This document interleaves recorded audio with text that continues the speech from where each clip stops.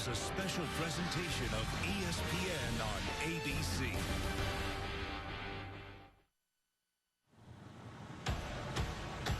You know Norman. Open skies, planes running to the horizon, and football running through veins.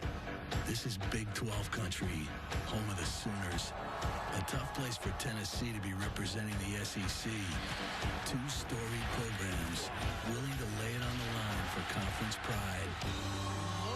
We like the big stage, the bright lights. We embrace it. We definitely have our hands full, and there's a lot on the line. That's why you come here, is to play in big games. We're in a hostile environment. Anybody can win or lose on any given day. Everybody's ready to run. We want to compete, every down, every day. They're big, they're fast, and they're strong, so we're really just going to have to bring our A game. Now is the time to get it done in between the lines. Tennessee, Oklahoma in the spotlight on Saturday Night Football.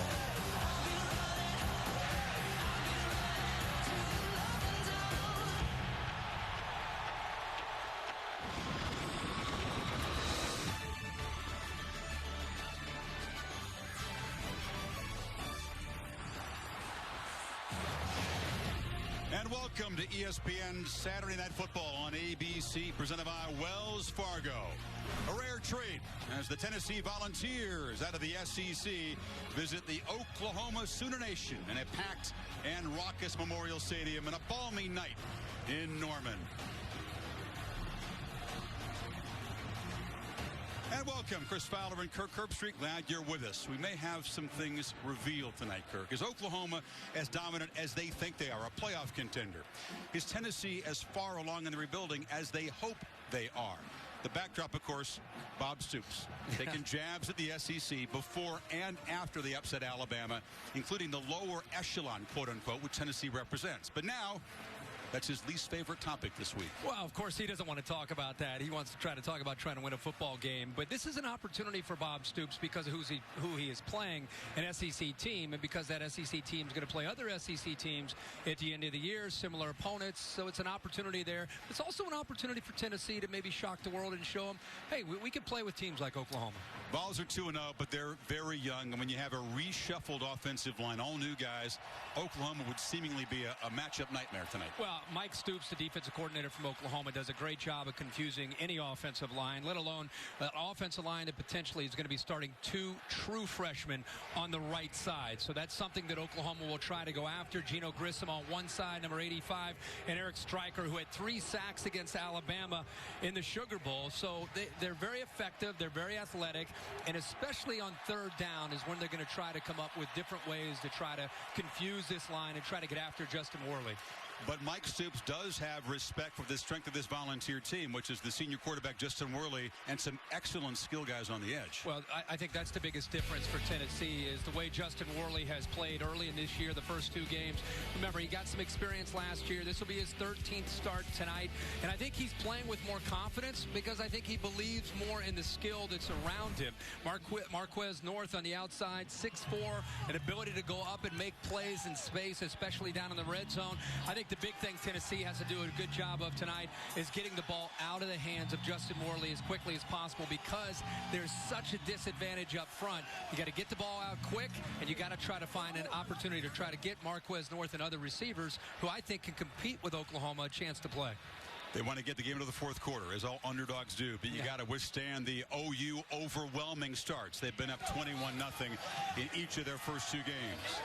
The Ponies, Boomer, and Sooner leading at the schooner. I promise you that ride is rougher than it looks. Kickoff coming up. We'll check with John Saunders, Matt Brown, and Danny Cannell in the studio after this. The Nissan pregame rush is next after this message and a word from our ABC stations.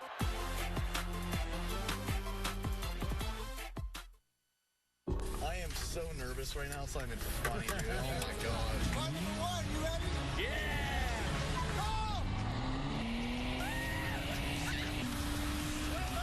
We told people they were riding in Nissan's most advanced Altima race car. We lied about the race car part. Altima, with 270 horsepower and active understeer control. How did you What? I'm speechless. Innovation that excites. 3 words. Dancing is back. Damn! In 2 days, new season, new judge, Julianne Hough, new cast. You're happy, I'm happy, we're all happy. Dancing's 2-night premiere event starts Monday on ABC.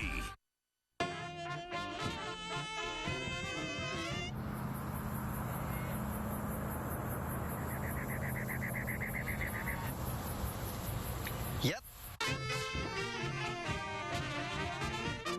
Watching and streaming football on Xfinity with the X1 Entertainment operating system is basically just like this. While following all live scores and stats with the X1 Sports app may look more like this, it will feel much more like this. And who wouldn't want to feel like this? While they're doing this, but like this. With this, but like this. Make the most live sports more live with the X1 Entertainment operating system. Only from Xfinity. I'm Lee. I'm Jason. I'm 5 months pregnant. I feel comfortable driving her around to the store, to the doctor's appointments, to the big day. We can do everything in the Elantra, and I know that she'll be safe. The Elantra has great gas mileage. And it only costs half as much to fill up. The Hyundai warranty, you can't beat it. It's fantastic. Everything fits in it. Feels very spacious. It's everything we need and everything we want. Yeah. Lease the Elantra for $179 a month or get up to $2,000 total savings. Visit buyhyundai.com.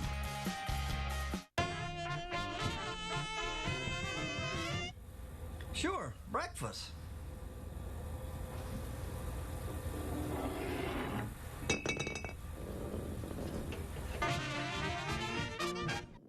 I'm Bob Mueller. You're watching Nashville's News 2. Guys, these boxes are almost 20 years old.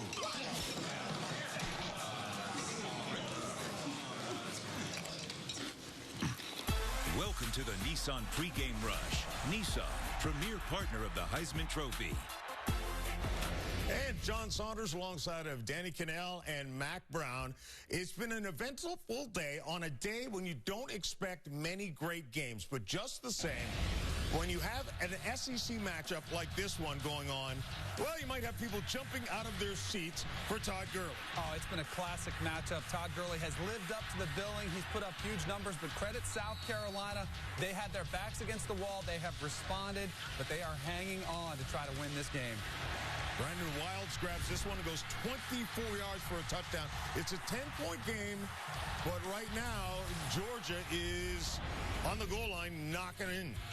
And you got Alabama facing Southern Miss. Blake Sims, 22 yards to Amari Cooper. Alabama will win hands down, but this is a tough game to play because all eyes are in anticipation of Florida coming to Tuscaloosa next week. That SEC schedule. Shane Carden bulldozes his way in. East Carolina knocks off Virginia Tech. Signature win for Ruffin McNeil in East Carolina. They're one of those teams you don't want to play. And how about this in the ACC? Ian Fire knocks down his field goal from 42 yards out. And Virginia knocks off number 21, Louisville. Bit of a surprise there. What do you see in the game coming up between Oklahoma and Tennessee? Tennessee, extremely young team. Tennessee's got 22 true freshmen. They have to play loose, have some fun out there, but Oklahoma is the better team. If you want to have some fun, watch number 80, Jordan Phillips, on the defensive line for OU. Tennessee's going to play hard, just don't have enough older guys to hang in there and win. All right, well, they will find plenty of younger guys to step to the task against Bob Stoops' squad. Right now, let's send you back out to the field and Chris Fowler. John, thank you. This can be a daunting place for visitors. Oklahoma expects to dominate 88-5 in Norman under Bob Stoops, but they have been vulnerable to some big upsets in recent years, including 4 of them right here in Norman. The first meeting in almost a half-century. Tennessee and Oklahoma. This has been the Nissan pregame rush. Kickoff from Norman is coming up. But first, a look inside Nissan's Heisman House.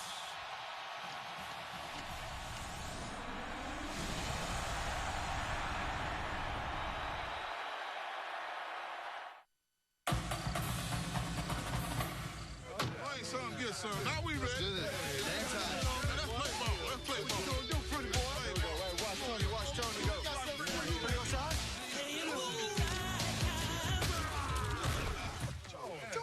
Charles, look. What is substitutes in? Hey, red 20. Pretty go shot? ridiculous. Who's blocking Charles? Charles is really going pretty hard.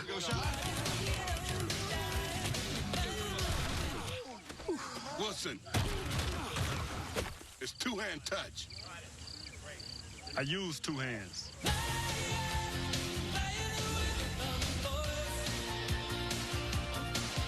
I am so nervous right now. It's not even funny, dude. Oh, my God. 1 for 1. You ready? Yeah!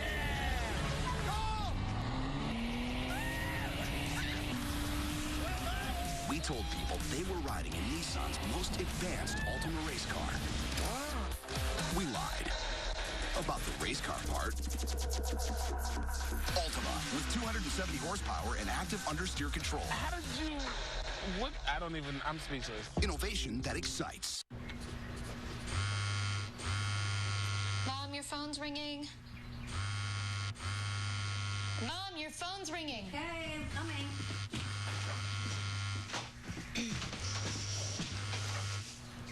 Hello?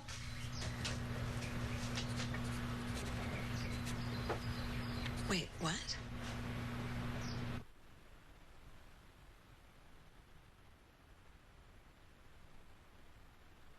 Musical chairs. Fun, right?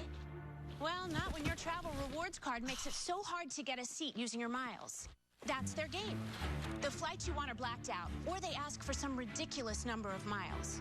Honestly, it's time to switch to the Venture card from Capital One. With Venture, use your miles on any airline, any flight, anytime. No blackout dates. And with every purchase, you'll earn unlimited double miles. From now on, no one's taking your seat away. What's in your wallet? Welcome to the Dr. Pepper Championship Drive Game of the Week.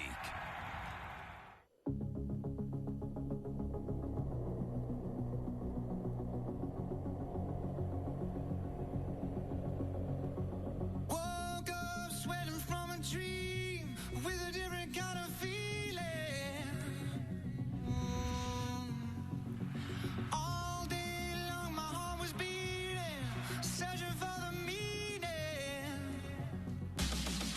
All my hidden desires finally came alive. Now I realize it was always you. Can't believe I could not see it all this time. It was always you.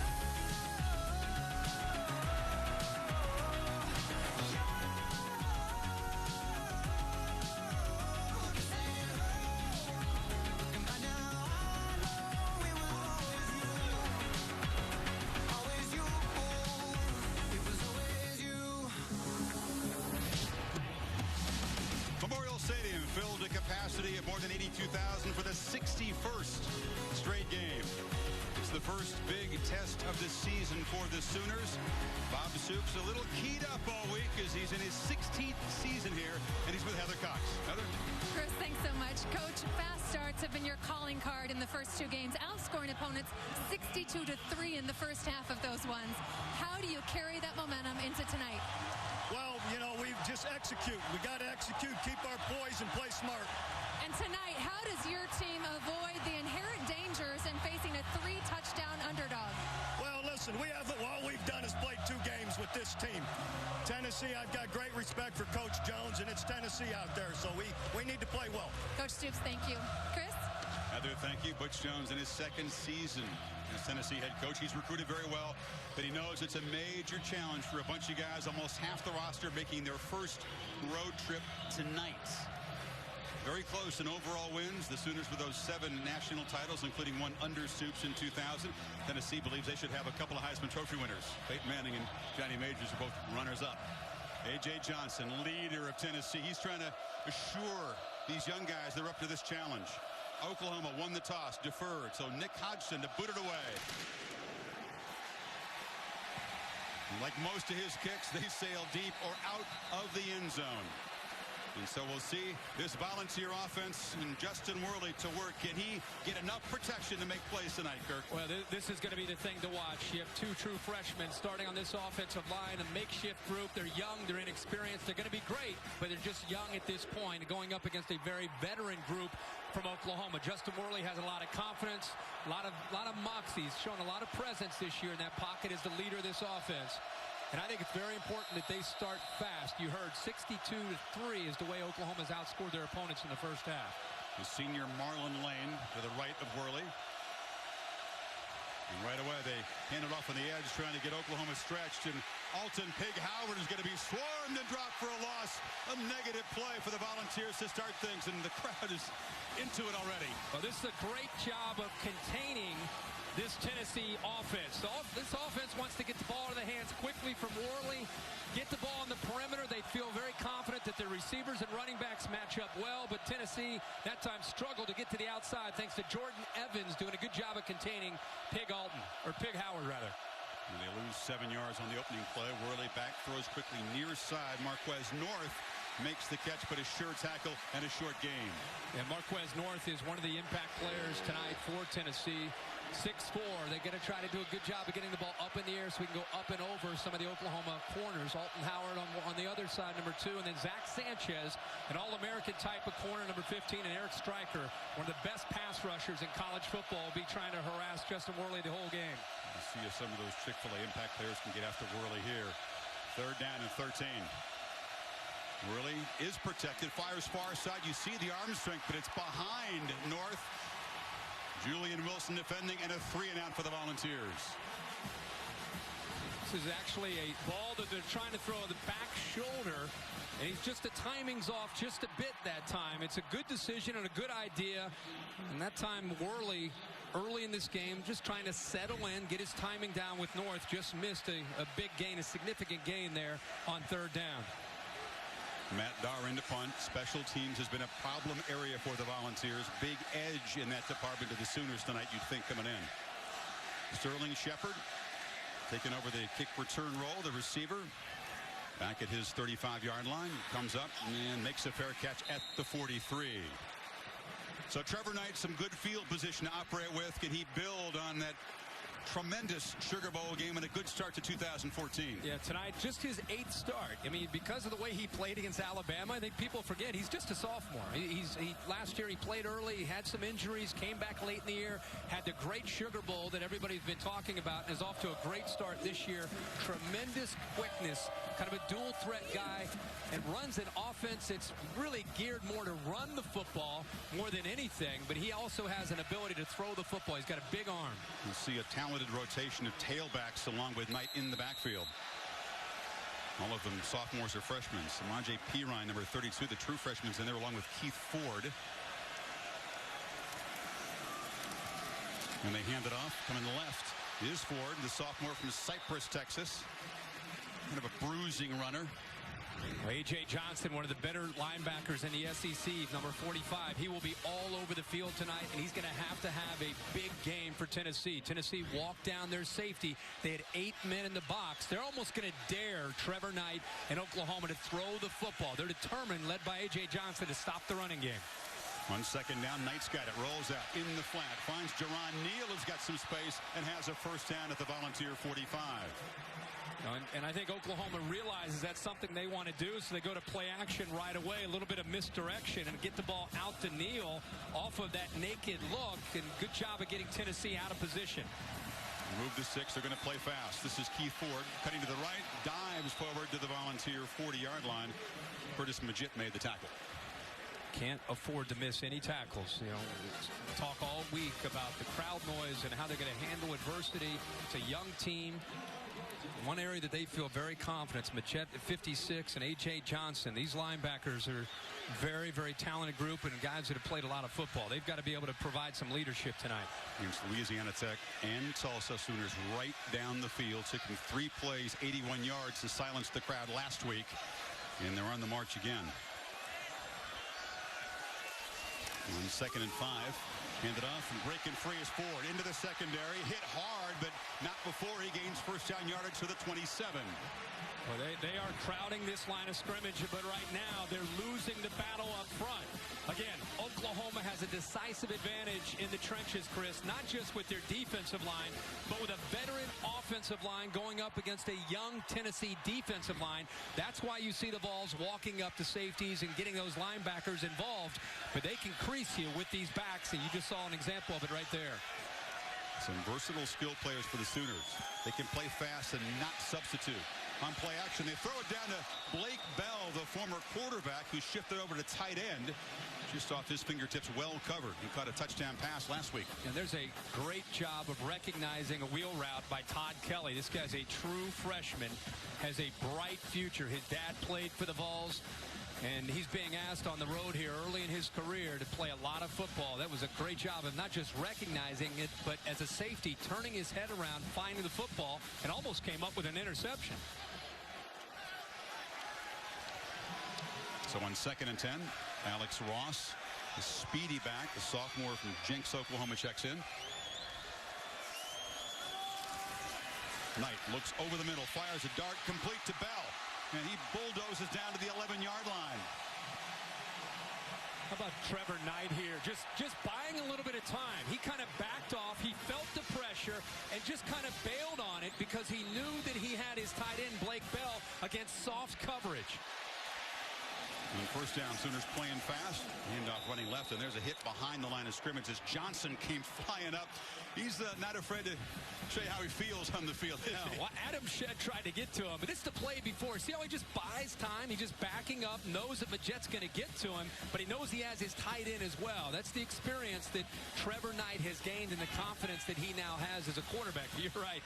A.J. Johnson lowering the boom there. That was a heck of a play. It all starts with a effective first down play for this Tennessee defense if they're going to have a chance to slow down the Sooners. 1-yard loss on that play. On 2nd down, Ross is hit again. So Tennessee's defense looking stout. Corey Vereen, the end, sets up a 3rd and long now for Knight. And Chris, this is a play that Trevor Knight will go back to. You see how Vereen collapses down? He's just reading that. He actually misread that play. Next time he gets that look, Trevor Knight will pull the football, and if he would have pulled it there, he goes around the corner and walks into the end zone. A misread, but they'll come back to it later. 9th play of the drive is the first 3rd down for the Sooners. Knight had time, now is flushed, cannot escape, and he's dropped for a loss. Call that a victory for the Tennessee defense. No question. With a young team on the road in this environment, after a 3-and-out from your own offense, right away Oklahoma's eating up big chunks of yards. That was an outstanding job of coverage, Chris, downfield. That's who really got the sack. Jordan Williams came in and got it, but the coverage was great. It contained Trevor Knight, who's athletic enough to scramble, kept him in the pocket, and they forced a field goal. Michael Honeycutt, very reliable, the active scoring leader by far in the FBS. No problem. So the Sooners get good field position, move it 45 yards in 9 plays, but Tennessee will take it. It's a field goal for Oklahoma, not a touchdown. Yeah, you go on the road with this young team, and you come up with a stop like that against Trevor Knight, an experienced team, that is a win for Tennessee to only be down 3 here early.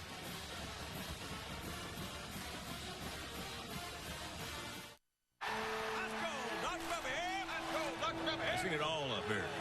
I've seen flip flickers, Hail Marys. I see nachos. The only thing I haven't seen up here, a playoff. You heard about the playoff? You heard about playoff? Can you hear me?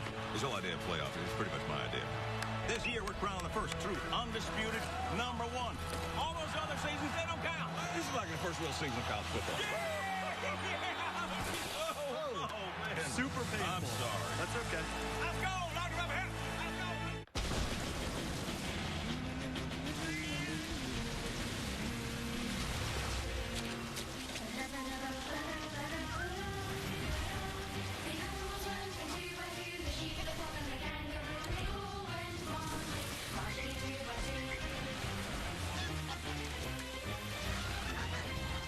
Nissan Pathfinder with intuitive 4-wheel drive. An adventure worth sharing. Nissan, innovation that excites. Charlie, the demand on this network, it is increasing by the second. It's crazy, huh? And people are relying on it more than ever. We cover more than 99% of all Americans. No, I can't imagine living without it. It's a place where people can come share knowledge and ideas. It's beautiful. That's deep, Charlie. My selfie just hit 100 likes. 100! AT&T is building you a better network. I have big news. Bacon and cheese have been stuffed in a crust. Pizza Hut's new bacon and cheese stuffed crust with hardwood smoked bacon and a blend of 3 cheeses. For a limited time, get a large one topping for just $11.99 and a free 2-liter of Pepsi when you order online. Order now at pizzahut.com. That's what you are doing, yeah? Too good. Keep pedaling. Keep pedaling. Life insurance from New York Life can help your family keep good going. From out of the ashes, a new team rises because the world can't save itself. I'm going to finish what I started. Marvel's Agents of S.H.I.E.L.D. Season premiere Tuesday, September 23rd at a new time, 9/8 Central on ABC. ESPN is your home of the new college football playoff. We've seen teams that are considered playoff contenders already in the young season seem to yield to the pressure, not play up to their capabilities. Oklahoma not in that category. 2 devastating wins in their 2 opening games against overmatched opponents because of fast starts. A 3-0 lead, and Hodgson to kick it away again with the breeze at his back. We would not expect a return here. And they don't get one. So, Kirk, Worley and the Vols lost 7 yards last time on first down to put them way in trouble behind the sticks. Chris, I think they're going to have a hard time establishing the line of scrimmage with the battle up front. So I think the game comes down to Justin Worley and his ability to read coverage, make quick decisions, and get the ball out of his hands before the pressure gets to him. Again, he's got, whether it's Pig Howard or Marquez North, Jason Kroom, Josh Smith, they have some athletes on the perimeter. They've just got to get the ball out to them as quick as they can before that pressure gets to them. Got a very hyped athlete in the backfield there. Jalen Hurd, number 1, the 5-star tailback recruit out of Hendersonville, Tennessee, but a short gain as Dominique Alexander hit him. This Oklahoma defense is reminiscent of some of the old Oklahoma defenses. When I say old, when Mike Stoops was here and they were chasing BCS championships, they're very physical and athletic on that defensive line and the linebackers. 2nd and 7. This is an offense that will struggle perhaps with this crowd noise tonight. Worley shifting the play and trying to change up the protection call perhaps.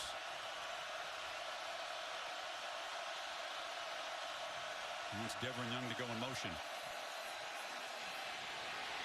Flushed out, throws on the run, a nice completion up near midfield, and the catch is made by Josh Smith, the sophomore from Knoxville. Well, this is a great job by Justin Worley. Comes off his primary to the right, buys a little bit of time, avoids the pressure by Ndule, and then finds his man Josh Smith. There's a great example of the poise that Worley's been playing with this year. That's a big-time play. All the volunteer receivers need to step up. Von Pearson, junior college player, out with an ankle injury. Worley pressure, throws on first down, incomplete. He was hammered very quickly just after he got the ball away by Geno Grissom. And right now they're trying to attack inside on this defense, taking a receiver, go to the outside and make a quick read, but look how quick you've got to get the ball out of your hands.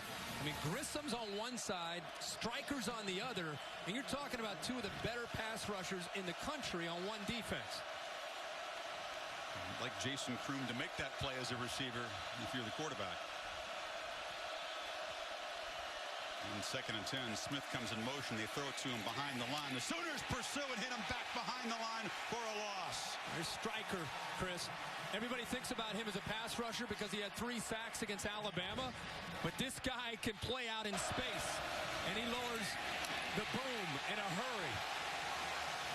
Very, very versatile. And Mike Stoops has gone from a 4-2-5 defense to a 3-4 to get both these outside linebackers on the field at the same time. 3rd and 13. Worley can expect some pressure again. Steps away. Looks downfield and throws complete for a first down at the Oklahoma 40-yard line. That's Pig Howard. I'll tell you what, this is, again, a young offensive line that's holding up okay. That's 3rd and 13. He gets pressure from the nose, Jordan Phillips, but he steps up into the pressure, avoids Phillips, and then finds North crossing across the middle. That's a big conversion there on 3rd and long.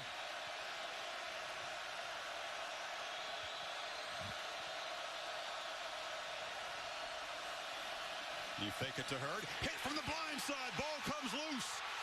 And the Volunteers scrapping for it, but it's Oklahoma ball. Quentin Hayes made the recovery.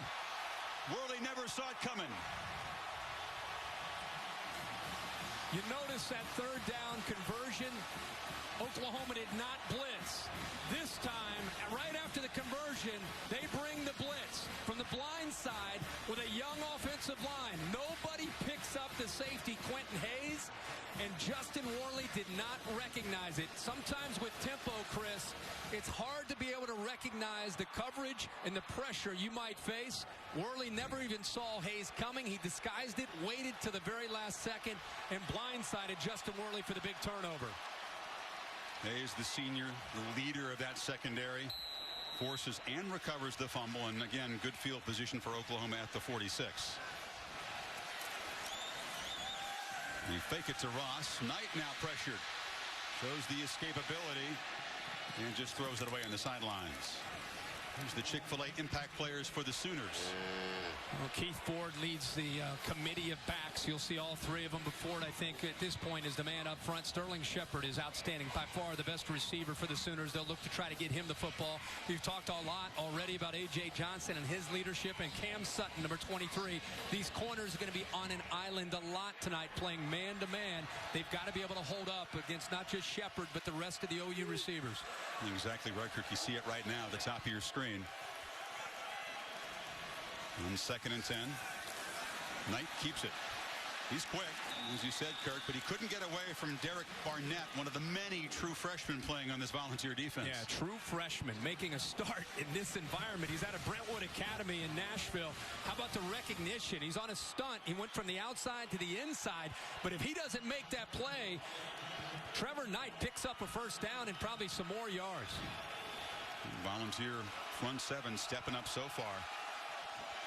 Sooners need 11 on 3rd down.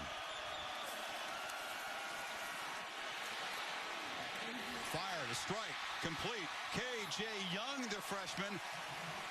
Knight got hit hard after the completion. Yeah, they're going to go tempo here. We're going to show you real quick. Watch the pressure and watch the toughness of Trevor Knight. He knows what's coming. It's the second time we've seen him hang on to that football to the last moment before Williams gets to him and he gets the first down. Now they fake it to Ross. Knight rolls, fires back across the middle, and a nice catch and a high dart is made there by Shepard, his go-to receiver. Tight coverage from Cam Sutton, but an accurate throw. And he came to the backside because his coverage was so good on the play side. He had to look back, and of course that's his favorite target. Anytime he gets into trouble, he's usually looking to Sterling Shepard. Here goes the hyperspeed attack. Neal is dropped behind the line by Michael Williams. If you're not familiar with Oklahoma, part of the reason they go tempo is because it gets them into rhythm. But like many offenses in college football, they want to wear down this Tennessee defense. They're pretty thin on the defensive line.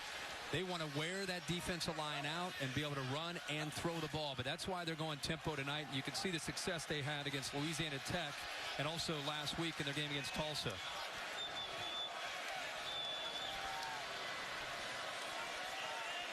It's Keith Ford, checks back into the left. But Knight drops straight back, now flips it to the back. And Ford with running room, motoring to the end zone. Touchdown, Oklahoma. They cash in the turnover for a quick 6.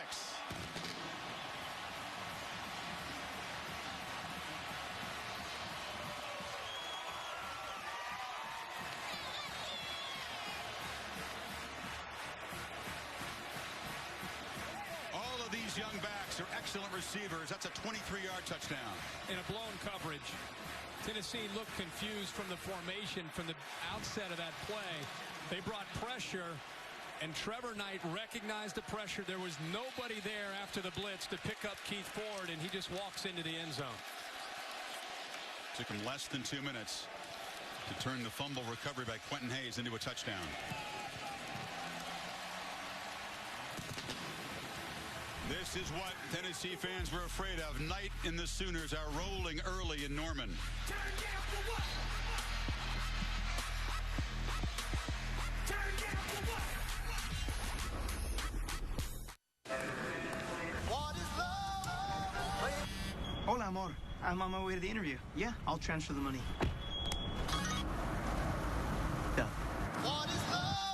You got the tickets? Perfecto. I'll send you the money.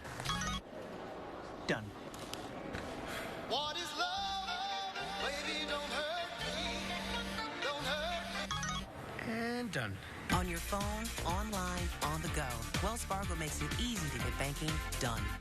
I am so nervous right now. It's not even funny, dude. Oh my god. 1 for 1, you ready? Yeah!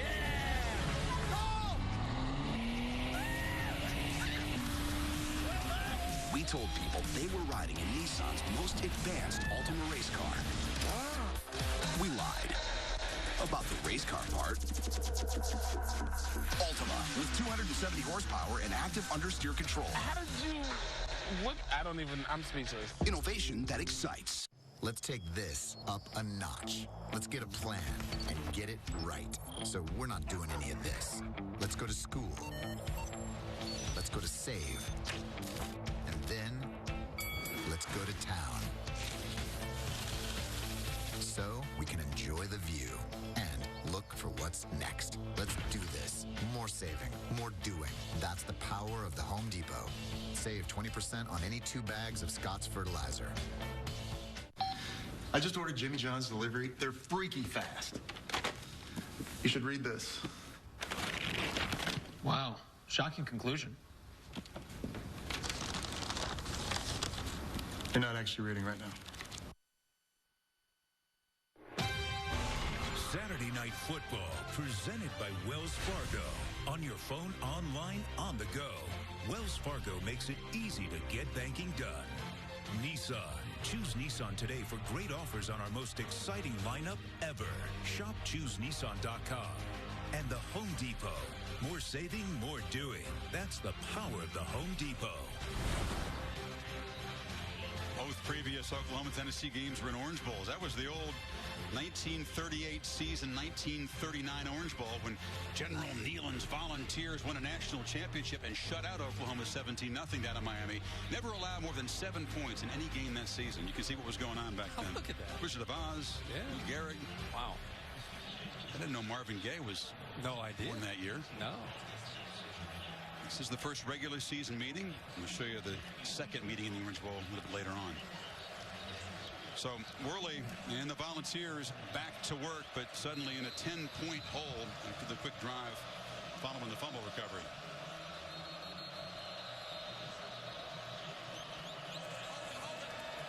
It can be an overwhelming place to play, even for experienced teams, much less a really young team like Tennessee.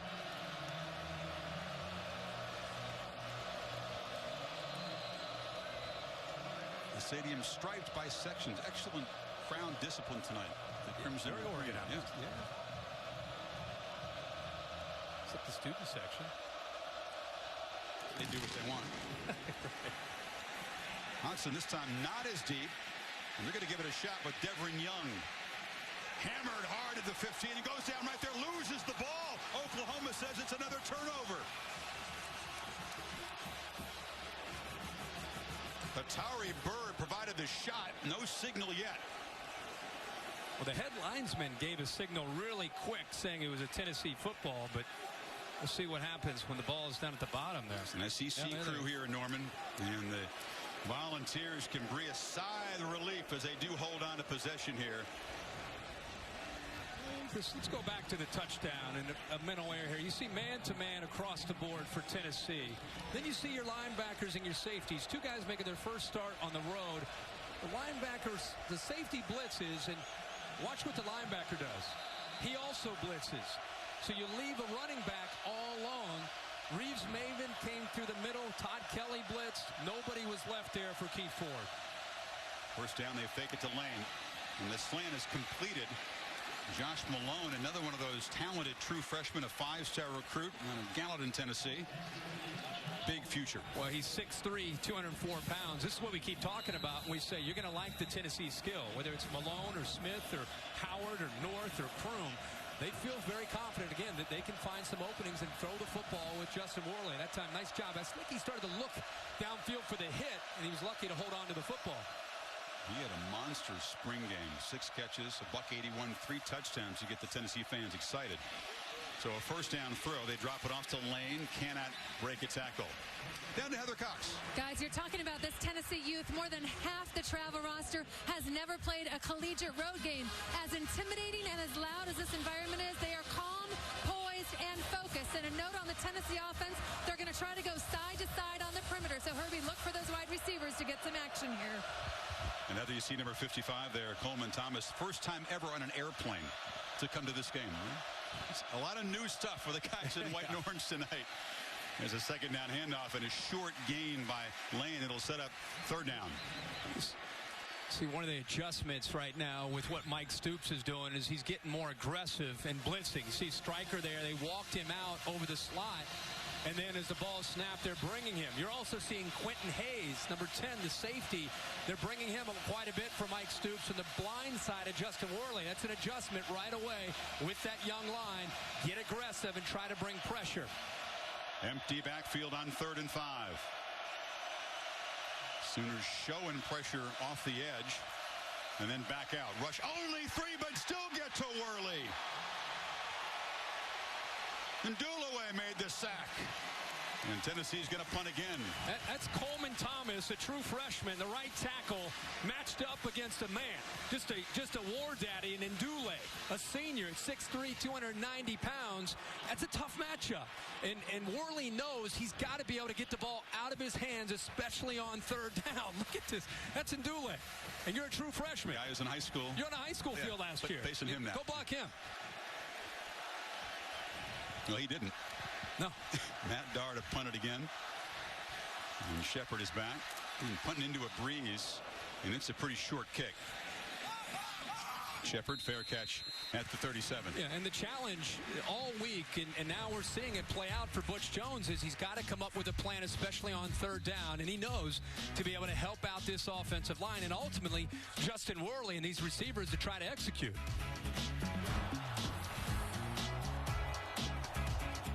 Does your wallet have $1 in it? Do you crave a quesadilla that looks like this? If you answered yes to both of these questions, you may be interested in the new Shredded Chicken Mini Quesadilla, part of Taco Bell's new Dollar Cravings menu, with 11 craveable creations each for just $1. What does T-Mobile have that AT&T doesn't? Get 4 lines for just $100. With unlimited talk, text, and now up to 10 gigabytes of 4G LTE data. So much for AT&T's best ever family pricing. T-Mobile's got 4 lines for $100. Up to 10 gigabytes of 4G LTE data. So make the switch to T-Mobile.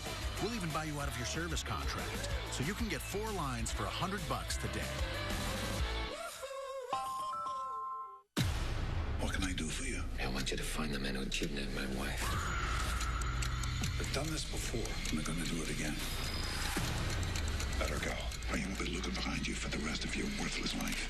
A Walk Among the Tombstones. Rated R. Introducing new Johnny Appleseed Hard Apple Cider. Refreshingly sweet and intense. And bursting with a crisp apple bite. So try a Johnny Appleseed Hard Apple Cider tonight and let the stories flow. You could win money for the future, so enter the Allstate It's Good sweepstakes.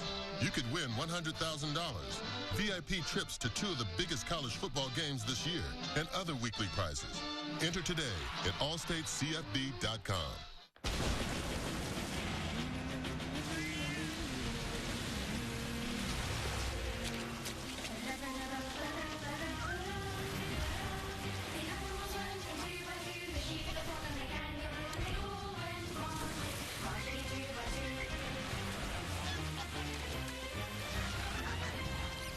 Pathfinder with intuitive 4-wheel drive.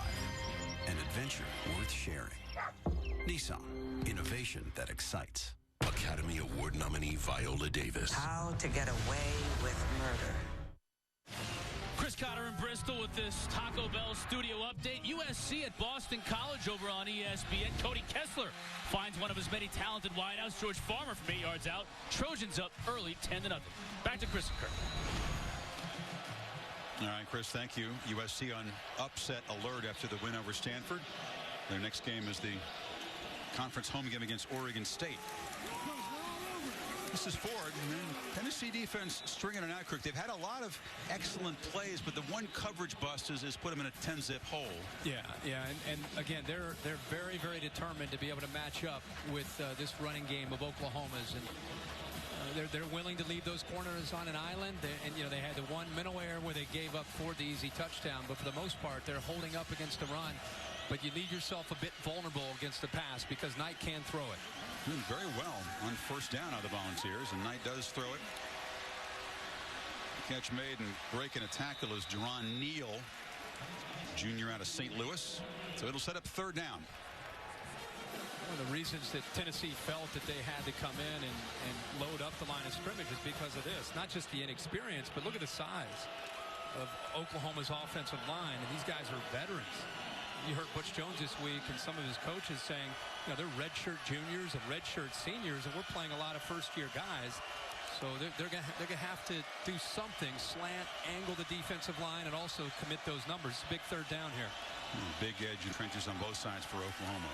Knight protection on third down. Zips it across to Shepard. Shepard running into the secondary. Sterling Shepard cuts back and is dropped at the 15 by Cam Sutton, but a huge play, and the Sooners are in position again. 45 yards.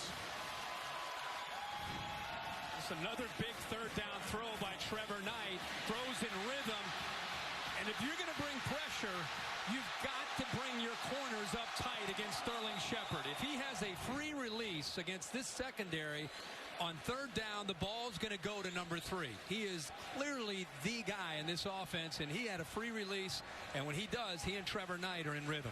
He was the slot receiver a year ago, but he's the main guy now. They lost 3 of their top 4 pass catchers. On first down, Ford hit for no gain. So again, Tennessee doing the job on first down. It was A.J. Johnson with the stop. Here's the pass. Yeah, you go back to this pass, and you can see that Trevor Knight's worked very, very hard this summer to become even more complete player. He had the big bowl game, but you see he gets back, no hitch. Ball is thrown right on the money, and again, this is the guy that he's worked the hardest with in Sterling Shepard. Sterling last week, 8 catches, 177 yards, and the receiver that Tennessee knew they had to try to take out to try to make Knight have to find somebody else to make plays. Shepard, a productive guy last year with 51 catches and 7 touchdowns. Handed off inside to Ford, and he muscles forward. It'll be another third down for Oklahoma. Final minute of the quarter. The thing that becomes disheartening if you're a Tennessee fan is they're playing well enough, and we've got an injured player here. Looks like the true freshman, Derek Barnett. But you play well, and then boom, you give up a big play, especially early in the game. We talked about how they needed to start fast and get some confidence established. See pain that Barnett is in. He's backed up by another true freshman. It shows you why Oklahoma is so tough to stop when you've got a guy who's so confident and playing so well at tempo as Knight is. Yeah, I mean, I think the experience that he had in the Sugar Bowl against Alabama, I think skyrocketed his confidence, not just in his ability, but I think in the team's ability and this offense. And I think Josh Heupel, the offensive coordinator, they're calling plays. They're just running faster. They're executing much, much better now that they have a quarterback with some experience. And last year he was fighting for his job with Blake Bell. Now it's his show. It's his offense. Exactly, and teammates praising his leadership, his command out there. He's completed his last 6 passes. He needs 5 on this third down. It's Ford in motion and a whistle. I think Tennessee called a timeout from the sideline because they saw a different formation with the fullback Dimitri Flowers coming into the game, and that's who Oklahoma was going to try to throw a shovel pass to there. 12 seconds of the quarter. Vols trying to force a field goal attempt. We determine our champion on the field. We play each other every year, pitting explosive offenses against aggressive defenses, leading to exciting outcomes, to the thrill of passionate fans. 10 teams, 9 games. Every game matters. One true champion. energy at Tennessee reaches far beyond our campus. As Lady EVOL and academic All-American, Candace Parker set new standards. Now she electrifies fans in L.A. Keeping the lights on there and across the country is the work of Professor Elu Liu. Her research on the power grid puts UT at the forefront of this national issue. Candace Parker and Elu Liu, two exceptional women. Both chose Tennessee. Big Orange, big ideas. This Volunteer defense just trying to hang around, see if they can get a stop on third down and force a field goal attempt. See what they adjusted after the timeout call. See if they decide to try to affect Trevor Knight with some pressure. Good news is that Derek Barnett, the freshman defensive end who was down, is back in the game. Alex Ross in motion. Knight takes a peek to the left. Throws to the end zone. It's incomplete. Overthrown. Again, tight coverage. Jalen Reeves-Maben, the linebacker, was right there, and here comes a field goal attempt. And remember, Jalen Reeves-Maben was the linebacker who blitzed on the play where there was a busted coverage when Todd Kelly came off the edge. That time, they try to sneak the wheel route again with a running back, but this time, Reeves-Maben is all over it. Honeycutt's trying to track down the career scoring record at Oklahoma, held by DeMarco Murray. His career only is 66 of 76. Chip shot from 27. So Oklahoma twice held to field goals in this first quarter after long drives. Not quite as dominant as the starts in the first two games, but a 13-0 lead and a defense that has given the Volunteers offensive line lots of trouble. Your NFL Sunday should start at ESPN 10 Eastern. Sunday NFL Countdown presented by Snickers. Chris Berman and the gang with all the latest news and updates right up until kickoff. And before you set your fantasy lineups, our experts provide the latest news and injury reports. Fantasy Football Now, delivered by Papa John's, ESPN2 at 11 a.m. Also on the Watch ESPN app. So the one promising drive, Kirk, that Tennessee mounted in the first quarter ended with that blitz and that fumble by the quarterback. Well, they are, as predicted, struggling to establish the line of scrimmage. I mean, they're at -9 right now in rushing yards, and it's going to be a rough night running the football. So when you become one-dimensional, you become obviously more predictable, and it allows the defense to attack you in a very aggressive manner. And I think that's the challenge for him tonight is how do you stay multiple when all you're going to have a chance to do really is throw the football. And talk about why Oklahoma is so difficult to defend, why they create these one-on-one matchups that make it tough to help out on those talented edge pass rushers. Busy quarter for Nick Hodgson. It's a lower kick taken in the end zone by Devin Young. And he goes forward to the 20. Here comes a flag in the final play of the quarter. First flag by this SEC crew. Matt Moore is the referee. The player down on kickoff coverage is Derek Woods, the redshirt sophomore wide receiver. He's being attended to. Appears to be grasping his leg.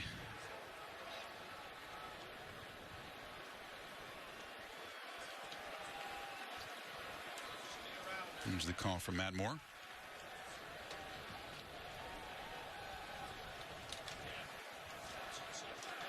During the return, personal foul, tripping, number 13 of the receiving team, at the distance to the goal.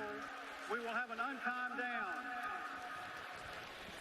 So Devon Swafford guilty of the penalty. It'll be an untimed down. We'll have to do it again.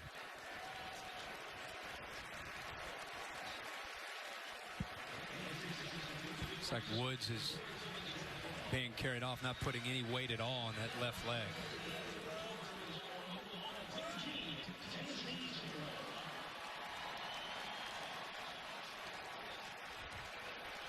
So Tennessee gets an offensive snap from their 10-yard line, and this will be the final play of the first quarter.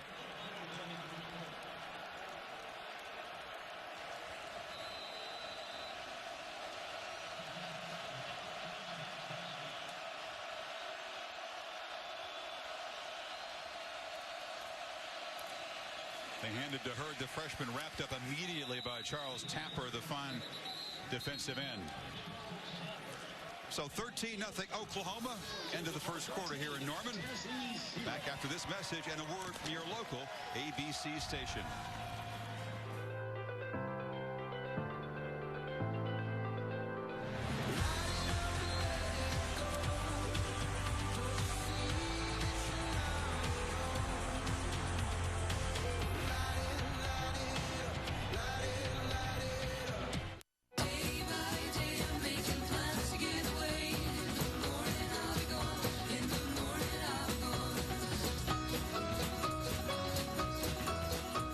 Favorite team this season and book now. Feel the Hamptonality. For you, success is a starting gate, not a finish line. For you, the ATS isn't just a trophy. It's a sleek, chiseled instrument of your ambition. And for you, the winner's circle is just another pit stop, because you'll always be coating it, torching it, chopping it, making it. The new 2015 Cadillac ATS. How to enjoy 4 times HD TV quality with LG G3. Just watch. Introducing America's first quad HD smartphone. 4 times HD resolution. LG G3. Simple is the new smart. Go even further. Get a second long-lasting battery and battery charging cradle free with purchase of a new LG G3. Limited time only. Visit LGG3promo.com.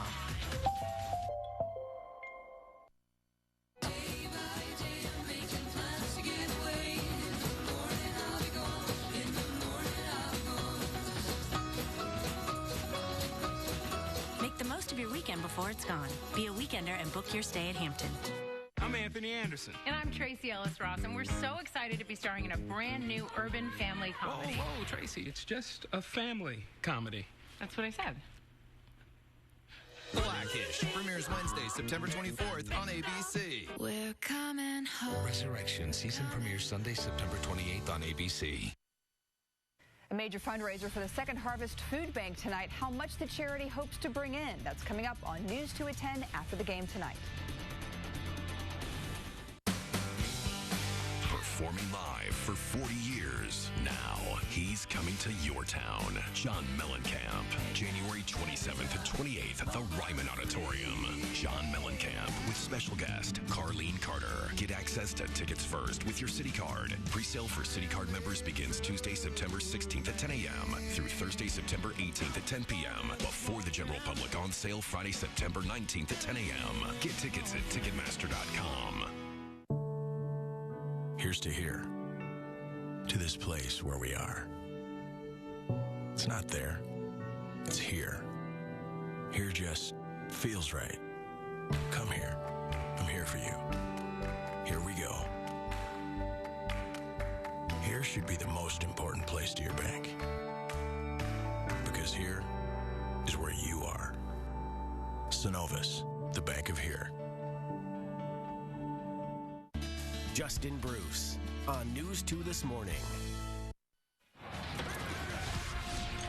Welcome back to ESPN Saturday Night Football on ABC, presented by Wells Fargo. Volunteers begin the second quarter with a 2nd and 7 play. Handed off inside to Hurd.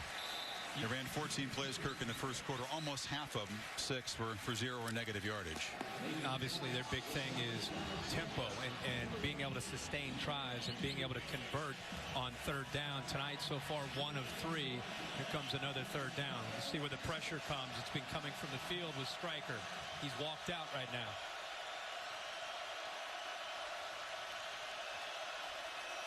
Sooners rush only 3. Willie finds nobody open until fires late over the middle. Oh, and a jump ball. They were knocking into each other. Julian Wilson deflected it. Quentin Hayes was in the neighborhood, but it was crowded. And they only rushed 3 that time. You know, that's the thing. That's the versatility of OU's attack. They show Grissom, and then he drops at the end. They still get pressure. They still move Justin Worley, but you've got 8 guys in coverage.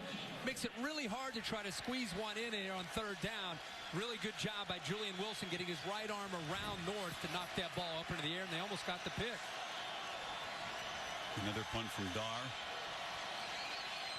Shepard could give the Sooners excellent field position here. Dar with the breeze at his back. And Shepard makes the fair catch near midfield. And Trevor Knight and Oklahoma go back to work. Up by 13.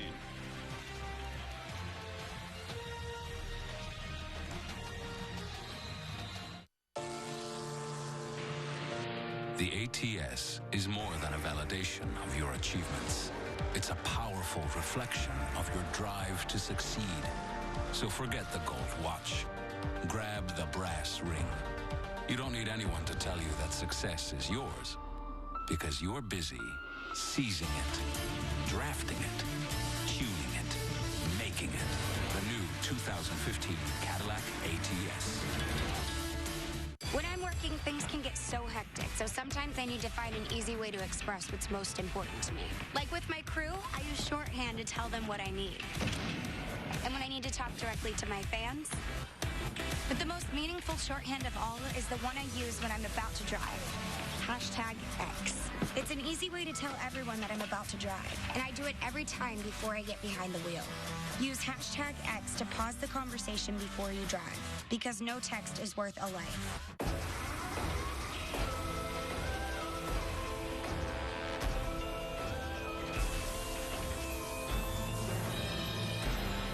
Axe Dark and new Axe Gold shower gels. 2 irresistible fragrances.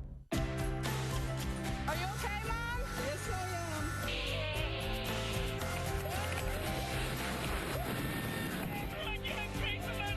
am. Life insurance from New York Life can help your family keep good going. Take it easy, baby. I worked all day and my feet feel just like lead. You got my shirt tails flying all over the place and the sweat dropping out of my head. She said, hey, bossa nova, baby, keep on working for this ain't no time to quit. She said, go, bossa nova, baby, keep on dancing. I'm about to have myself a fit.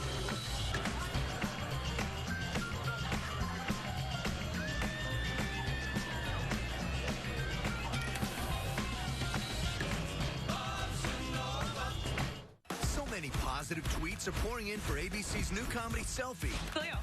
We just can't stop looking. Why don't I hold on to your phone? All yours. You could have just said no.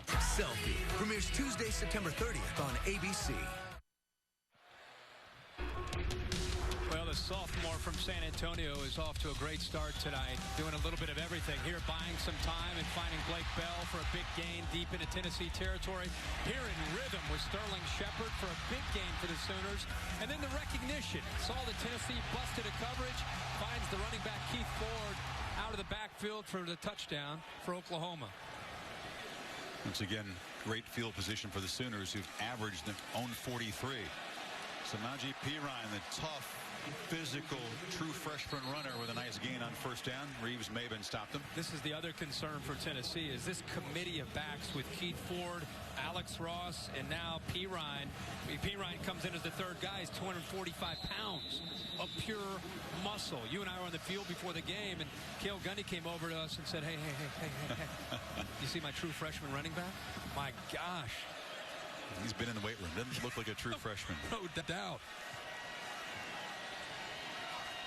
He got 8 yards on first down, and now a false start on the left side. Perine's also a very emotional guy, Kirky. False start, offense, number 10, 5-yard penalty, second down. And there's Bell. He was in tears after his first college game. It was just kind of the culmination of a lifelong dream to get out there. Thought he'd played pretty well, and he just showed his emotions to his teammates after. I think players really appreciate that, and what I appreciate is that all three of these young backs, you've got a couple sophomores and then Perine, who's the true freshman, and they're all happy when the other guy's in there doing well. And Cale Gundy told us there really isn't any rhyme or reason for how he shuffles these backs in, but he loves to keep them all involved. Let them stay fresh. The handoff, the young guy again. It'll set up a third down. It also helps to have Trevor Knight as a leader, really a good distributor, makes a lot of good decisions. We've seen that on display already. I think the confidence that he gained in that Sugar Bowl performance where he was the MVP and ended up putting up those huge numbers just skyrocketed his confidence and understanding of what he's capable of doing within this offense. Haven't seen him run the ball yet tonight, and that's a big part of the skill set. Gain 445 yards as a runner last year. Light across the middle. It's broken up. So Tennessee able to get off the field quickly. Cam Sutton made a nice play, and then will force an Oklahoma punt. And they motioned the back out to open up the middle. I thought you might see quarterback draw, but instead it's Deron Neal coming through the middle of that defense. But great coverage by Cam Sutton. He's got good size at about 6'1", 190 pounds. We talked about him being an impact player because he's going to be out on an island. About third down coming up with the swat there to keep that ball away from Neal. He now drops back as a punt returner. Jed Barnett, the senior, second year punting for the Sooners, to kick it away. Gets it up into the breeze, and it's a pretty short kick. Sutton takes it at the 20-yard line. So Tennessee's defense doing its best to keep the Volunteers close. Still down 13.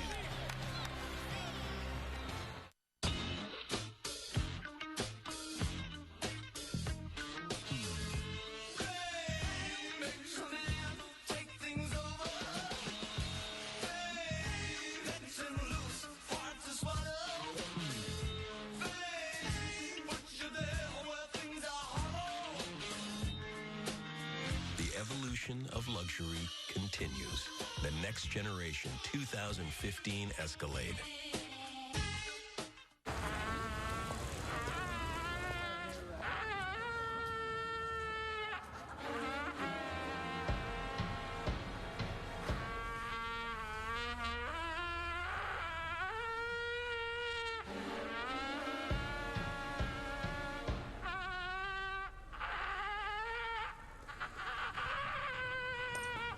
Introducing our new grilled chicken nuggets. Hungry for more? Go to grilledlove.com. Introducing new Wrangler Advanced Comfort Jeans. The most comfortable jeans you'll ever wear. Guaranteed. How do we do it? We make Wrangler Advanced Comfort with 4-way flex technology that bends the way that you do, moves the way you move. And the reinforced fibers are 20% stronger than traditional denim. New Wrangler Advanced Comfort Jeans. Guaranteed to wear longer and feel better than any jeans you've ever worn. Wrangler. Real, comfortable jeans. C. They aren't born Cardinals. R. Or Razorbacks. Hey, Chewy. They need a little help. So for 10 years, the Allstate Nets program has supported scholarships to help students prepare for a life that's good. Saturday Night Football, presented by Wells Fargo. Brought to you by Cadillac. Chick-fil-A. We didn't invent the chicken, just the chicken sandwich. And Wrangler's new Advanced Comfort Jeans. Unbeatable comfort and 20% stronger. About 30 years after that first meeting in Miami, the Sooners and the Volunteers got after it again. New Year's night, 1968, in the 67 season. Missed field goal by the Volunteers late. OU won it, and Butch Jones was not yet born on New Year's Day 68. That's the last meeting. It's been almost a half century since these two teams have gotten together. How about the big man?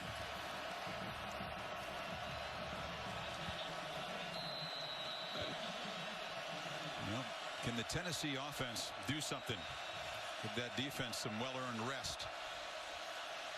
And you fake the handoff on the first down. Worley has some time. Takes his first shot downfield, overthrew North. I just like the call on 1st and 10. I mean, now you're facing 2nd and 10, obviously.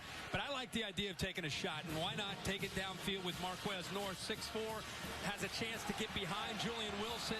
They're pushing and shoving a little bit, but I don't mind it because it stretches the defense, lets them know that you're not afraid to take a shot, and also good protection there on 1st and 10.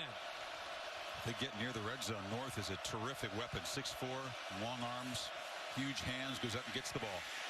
But Worley's pressured again and dropped for a third time tonight. Eric Stryker in the neighborhood. Chris, how Stryker, this is what you asked me, what makes it so tough? It's because of the way they bring guys late. Look, Stryker was walked out here, and then he comes down here right before the ball is snapped. And there's that true freshman out on an island there, Coleman Thomas, trying to block one of the best pass rushers, the quickest pass rushers in the country. Alabama couldn't do it in the Sugar Bowl. We got a true freshman out there trying to block him. Romar with the sack, and here comes the pressure again, and down goes Worley. Charles Tapper dropped, and there is a flag down on the far side. And that OU defensive line starting to feel itself now. And check the penalty.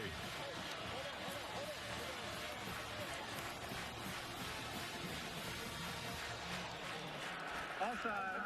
Defense number 10.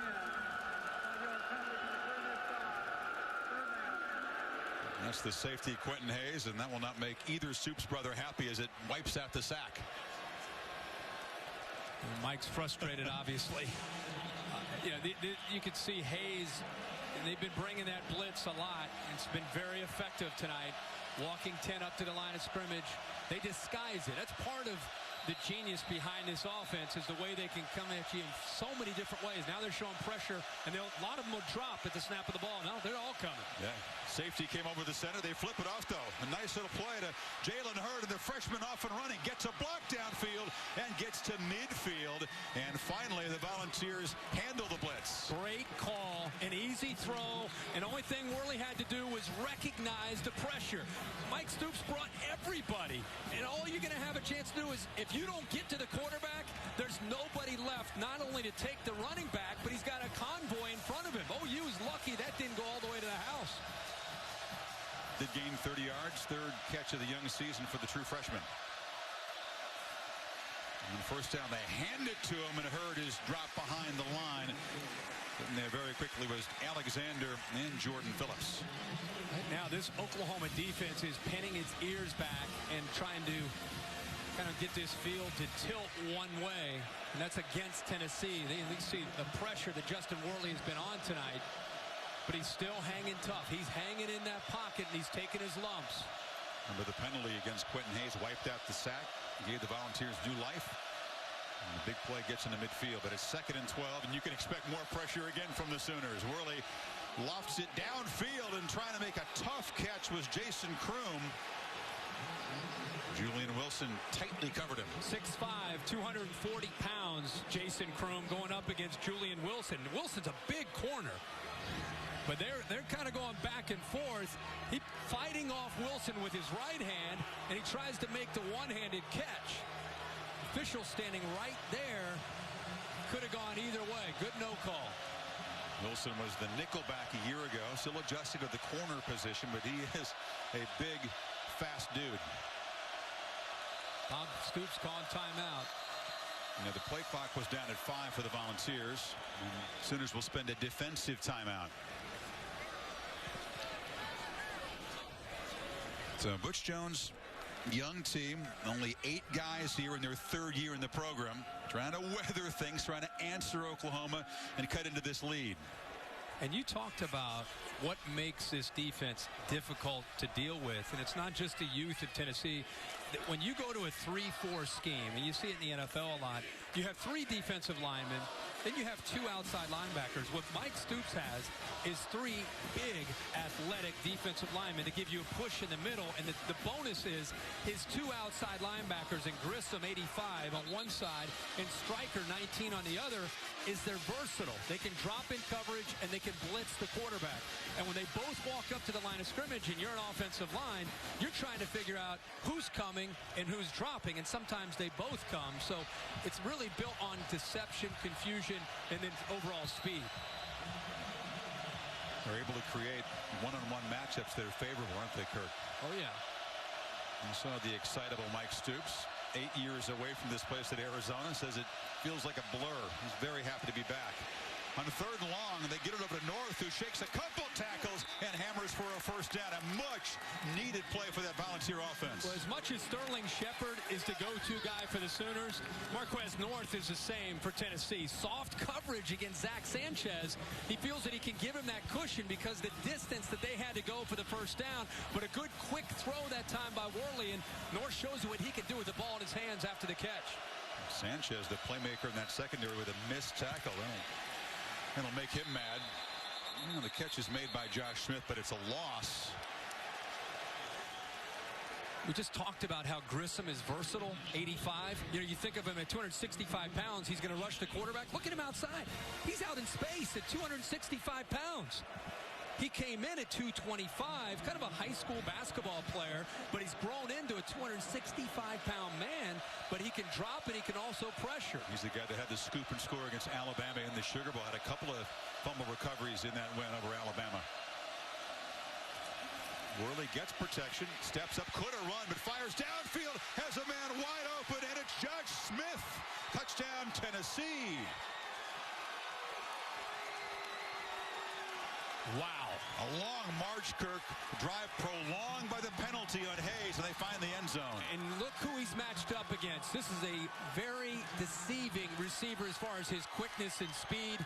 And he's a veteran. Josh Smith understands coverage. He's matched up against a safety and Ahmad Thomas, who's a sophomore.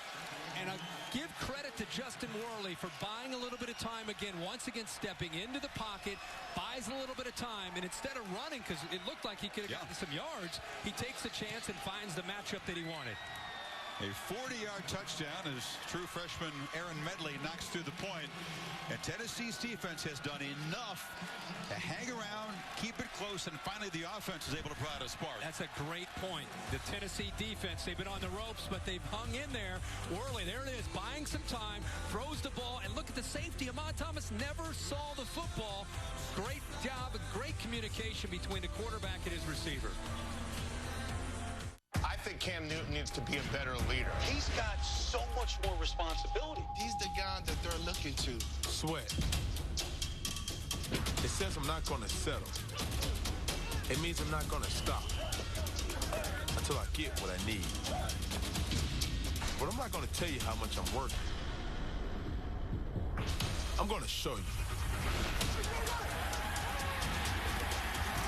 Gatorade, created to help replace what you sweat out. Let's take this up a notch. Let's get a plan and get it right. So we're not doing any of this. Let's go to school. Let's go to save. And then let's go to town. So we can enjoy the view and look for what's next. Let's do this. More saving, more doing. That's the power of the Home Depot. Save 20% on any 2 bags of Scott's fertilizer. For you, success is a starting gate, not a finish line. For you, the ATS isn't just a trophy. It's a sleek, chiseled instrument of your ambition. And for you, the winner's circle is just another pit stop, because you'll always be coating it, torching it, chopping it, making it. The new 2015 Cadillac ATS. Okay, let's settle down. All right, let's see that flea flicker. What's this? Flag. Show me that double wing formation. Flag. Doesn't really know football, does he? No. But when I got hurt, he paid my claim in only 4 days. 4 days? Wow. Okay, last chance. The play action. Okay, forget it. Aflac, an official partner of the Heisman Trophy. Tim's back for a new season of Last Man Standing. You will. Friday, October 3rd on ABC. Suddenly the Volunteers very much back in it, 13-7 as we continue Dr. Pepper's championship drive game of the week. 79-yard drive by the Volunteers, the longest that OU has allowed this season. At one point, Kirk, they were backed up at their 10-yard line, 90 yards away. But Worley converted a 3rd and 11 and a 3rd and 12 on the drive. That was huge, and especially considering what you're dealing with up front with the youth. And we're going to focus on the quarterback and the receivers, but I'm going to talk all night if Tennessee's able to hang around about that offensive line and what they're facing. That was also give them an assist for that drive. George Bullock boots it away. And an excellent coverage by Tennessee, which suddenly is got a little pep in their step. They drop Neal back down inside the 15. We talked, if the game feels like it's out of reach, but right now they're down 13-7. Aflac trivia question. Since 1990, Volunteers have had 10 running backs selected in the first 3 rounds of the draft. The last Tennessee running back to lead the SEC in rushing. So they've sent lots of guys to the league. Who's the last? Right away, you think Jamal Lewis. Yeah. I mean, I don't think the Bear would ask that if it were that easy. I think you're going to have to dig a little bit there. And Chris Felica is the bear. He cooks up these questions for us. So Oklahoma suddenly a little more urgency. Remember, this team has not been challenged in any second quarter so far this season. Knight has time, and he'll just chuck it away. Chris, for a young team on the road where nobody gave them much of a chance except their fan base and the people in that locker room, as I said, this game feels a lot more than 13-7. I mean, Oklahoma's had their way. They haven't been able to punch it in. Tennessee deserves a lot of credit for it. But after scoring the pull within 6, this defense comes out on the field. You talked about a little bit of pep in their step. It's a big series in this football game for both these teams.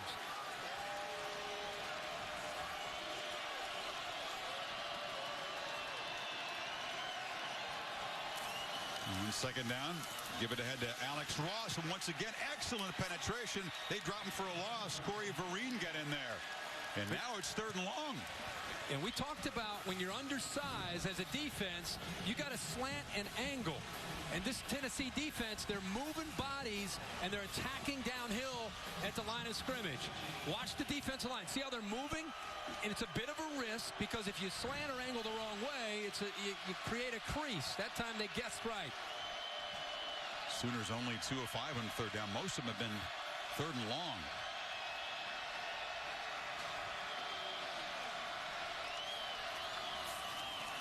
Knight escapes. Buys time, fires sideline. It's complete, but short of a first down to Deron Neal. Did not get the yardage. Justin Coleman was right there. And this time we see Tennessee just rushing 3. They used A.J. Johnson, the all-conference middle linebacker, as a spy in case of a scramble by Trevor Knight. And that's what forced him to have to throw the football instead of trying to run. Remember, he's very effective on 3rd down and running. They rush 3, they get pressure, and then you can see right there A.J. Johnson chasing him down. Kurt Magid also in there as a pass rusher lined up as a defensive end on 3rd down. So a second straight 3 and out for the Oklahoma offense. Barnett to punt it. It's a pretty good one. And the fair catch made at the 32-yard line. So Tennessee's offense, after the 45-yard punt, back to work, down only 6.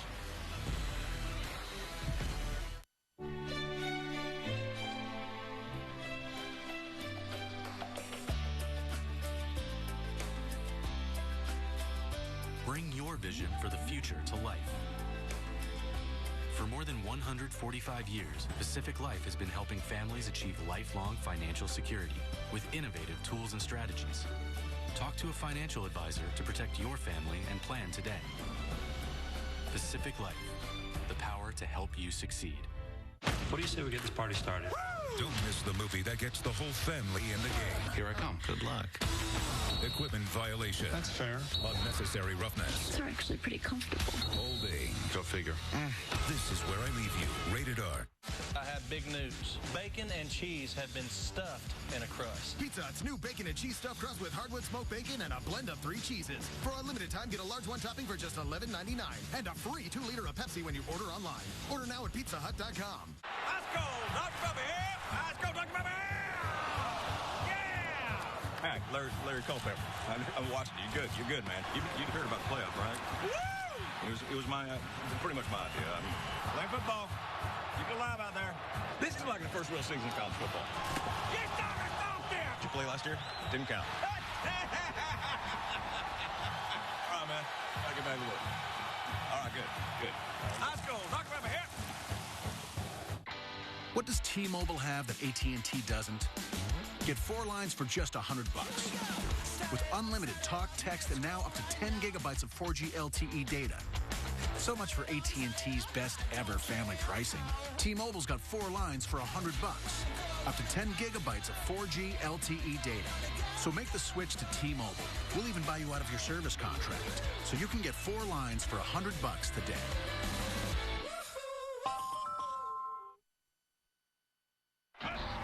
Chris Cotter in studio, Wells Fargo getting it done. The Irish having a hard time getting it done right now inside Lucas Oil Stadium. Here's Everett Golson on the scramble. He'll take it in from 15 yards out. 17-14 ND over Purdue right now at the half. Chris? Thank you, Chris. Volunteers play quickly, and that's Jalen Hurd. Tennessee defense comes up with a big stop to get the ball back. Remember the last time the Vols had the ball, they went into the end zone. Justin Worley converting 2 big third down before the touchdown pass. He's been pressured all night. Kirk sacked 3 times, but he's 10 of 15 with that touchdown to Smith. Zone read play, and the Sooners stuff it right away. So here comes a third down. Eventually, Worley does have enough athletic ability where he can pull that out, and they'll probably save that for a certain third down when the defense is not expecting it, try to lull him to sleep. But that defense is collapsing quickly down in the back when they give him that action. Successful on third down against Utah State and Arkansas State. Tougher chore here with the crowd noise and the Oklahoma talent. You need 4. Where they looked immediately left, gets it out quickly north, spins back, has a first down out near midfield. Wilson stopped him. It's amazing to me the soft coverage. Wilson's bailing on third and short, and you're dealing with an offense that doesn't have time. They're not going to protect the quarterback because it's a struggle for him. So if anything, you would think the corners would be uptight trying to make these wide receivers have to work to get open to try to disrupt the timing. But an easy release and an easy throw there on third down. Josh Malone, the tall freshman, not north on the first down catch. Take it to Hurd. Worley look back that way. Pressured. Hit as he throws, and it's incomplete. Boy, there were about 4 Sooners converging on the quarterback there. Well, they found an area that they're attacking, and with all due respect to Coleman Thomas, this kid's a freshman out of Virginia. He's probably eventually going to be a great player, but Stryker's done this the entire first half. He's out, walked out over the slot, and as he gets close to the ball being snapped, he starts to cheat, and then as the ball is snapped, he's coming with momentum, and you got a true freshman trying to hold him out. They're going to have to use a tight end or a running back to chip Stryker, otherwise he's going to be in the backfield all night. They hand it to Lane. He's met immediately. Charles Tapper combining with Dominique Alexander. Tapper, the all-conference guy a year ago, comes from Baltimore. Excellent hoops player. Just look at the action again. Look at Stryker collapsing down. Everybody's collapsing into the inside, not respecting the threat of Justin Worley pulling that ball out. Can Worley make another third down play? They need 8. Got a tight end there to help. Once again, pressured. Cannot get away from Jordan Phillips. Big old nose tackle got in there. A 334-pound pass rusher. This time, they used the back. See to the right? That time he helps the freshman. But when you move the right tackle out, there's other bodies that are capable of getting in there.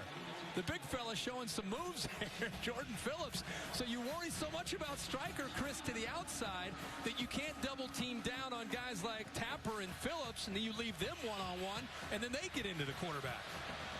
Phillips, a guy who had a back injury last year, hampered him. It's tough when you got all those speedy guys. You get a 330-pounder that can get in there after the quarterback. Prototypical nose guard. So Shepard back deep. Another punt from Matt Darr.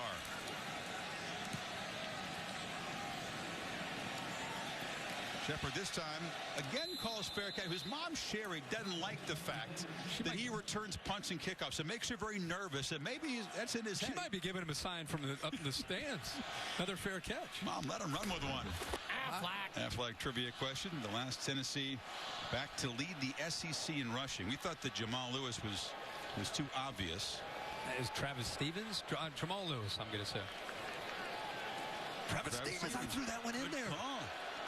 Good call. Oh, my gosh. 2001, so it's been 13 years, even though they had so many guys drafted from that position. Remember that last game he had against Florida in the swamp in 01?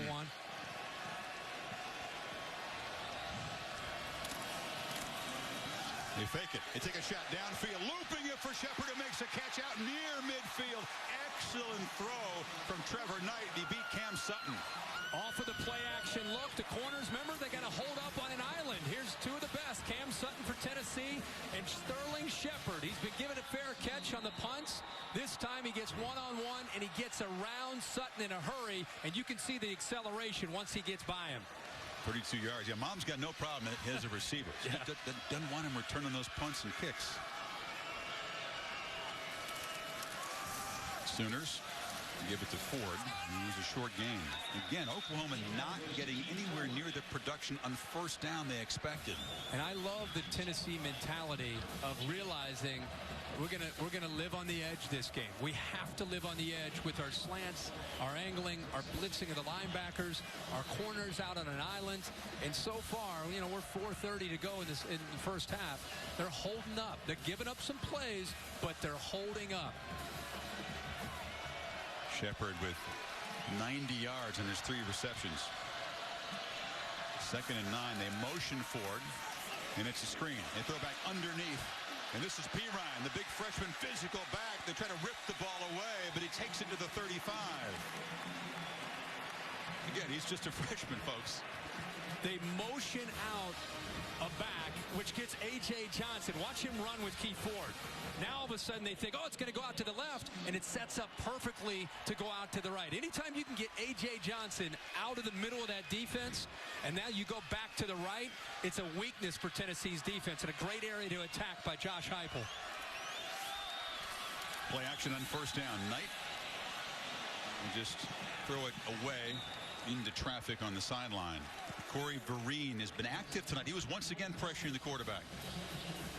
Well, the man that he wanted to go to actually fell down. Sterling Shepard lost his footing, and he didn't have anybody left to get the ball to. And there again, one-on-one. Tries to get around Sutton and just loses his footing. Everybody else is covered. There's nothing that Trevor Knight could do with the football.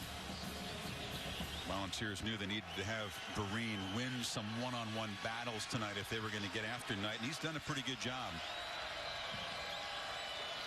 Keith Ford flares out of the backfield. They throw it back to Shepard. Shepard weaving through traffic, jumps over a tackler. 26-yard line, just short of the first out. The flag is down on the near side.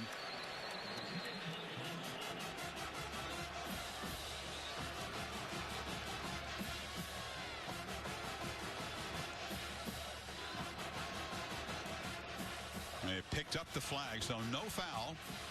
In a game that sets up 3rd and 1 for Oklahoma.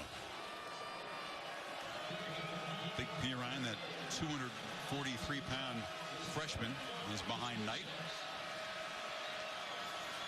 And Shepard in motion.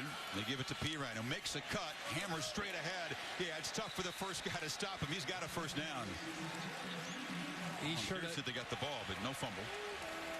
He sure doesn't look like a true freshman. I mean, take a good look at this guy. Shaking his thumb out as he comes off the field. Tennessee players thought when they hit him before his knee touched that they were able to fight the ball away from him. When you're a young back, that's one thing linebackers, especially SEC linebackers, are going to do. They're going to try to test that ball security. Towards the end of the play, he gets the first down, but when they stand you up, especially, they're going to start to fight for that football. Is his knee down? He was kind of squeezing it with his arm there. There's a false start. False start. 77 offense. 5-yard penalty. First down. Deontay Savage, the backup guard, flagged. It's Oklahoma, after giving up the touchdown, trying to answer here before halftime. 2:37 to play. Mentioned Savage in the game. You throw he and Tyler Evans, another backup guard. He's in the game as well. I think that's the big thing for Oklahoma. Can they stay healthy on the offensive line, an area that's been depleted over the years? Coach Jones wants an explanation from Matt Moore, this SEC crew. They may want to look at that play again. Did Pirine fumble the ball? Could they tell whether or not his knee was down? You can see the Volunteers ripping at the ball. Begins to come loose there. He's got it wedged in his arm against his body, but it's not secure with the arm, and you can see Sutton diving in there.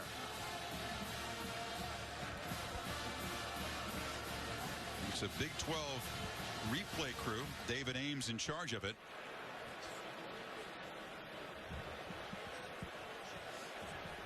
It would be enough to overturn the call of no fumble.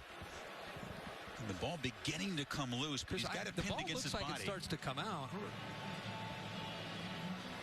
You know, if they called forward progress, then they wouldn't be able to review it. Let's check in Bill LeMonnier, longtime Big Ten official, to see what the replay officials are specifically looking at here. They're going to look to see if the knee is down, control of the football. It appears the ball is loose. Now what they're going to determine is, before 23 comes in, did he pull the ball away? So I'm not sure we have indisputable video evidence.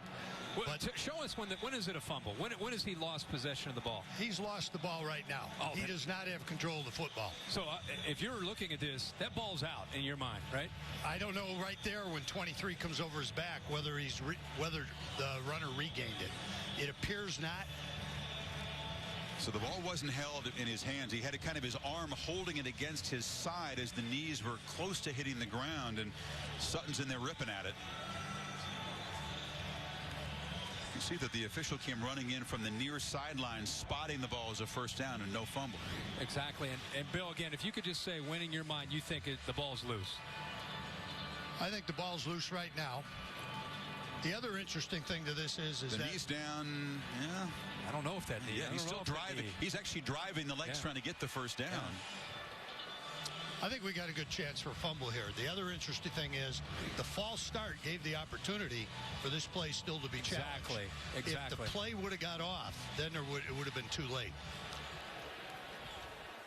After further review, the ruling is that the knee was down, that the play stands, the offside penalty remains. Tennessee is charged with a timeout. You know, Butch Jones not going to like the verdict from the Big 12 replay crew. The SEC officials on the field not calling it a fumble either. What a massive swing, because either the Volunteers were going to get the ball back down 6. Instead, that was a really almost got it at the 29-yard line. Really tough to look at that angle and say definitively that knee touched. Bob Stoops is very good at running plays quickly, period. But also when he thinks there might be a question, David Ames, that replay official, said they'll get up very fast. Stoops has an excellent sense of when you want to try to hurry the play and prevent the replay. The false start, as Bill pointed out, allowed them to take another look. Yeah, if Savage didn't move, that play would have been able to be executed. But Oklahoma keeps it. 1st and 15.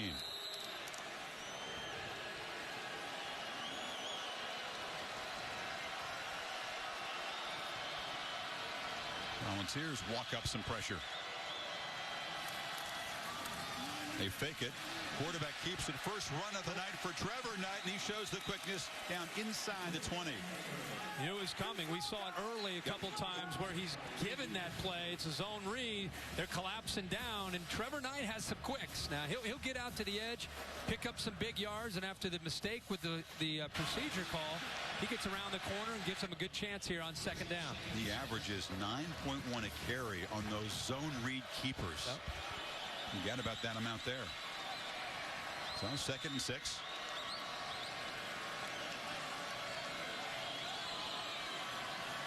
Play clock at 5. Ford hammers straight ahead, spins into the secondary, has a first down as he bounces to the 10. This is about keeping these backs healthy and fresh with 3 of them. He bounced right off of Brian Randolph there. And I don't know, Chris, all 3 of these backs they've got a bright future, but Keith Ford looks like an Oklahoma back. I mean, he's got suddenness to him. He's got power. He bounces off of safeties and linebackers, keeps his feet moving. Averaged almost 6 a carry as a freshman. Kind of a combination of the physical back Pirine and the speedster Ross. Pirine looking on. Ford still in there on first down. And he's got it again, and he's got a crease. Touchdown, Oklahoma.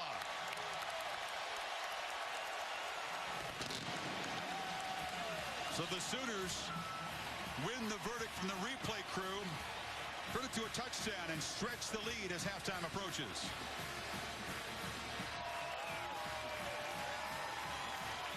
.81 yards in 9 plays. And Ford with his 2nd touchdown tonight. 1 catching and 1 running.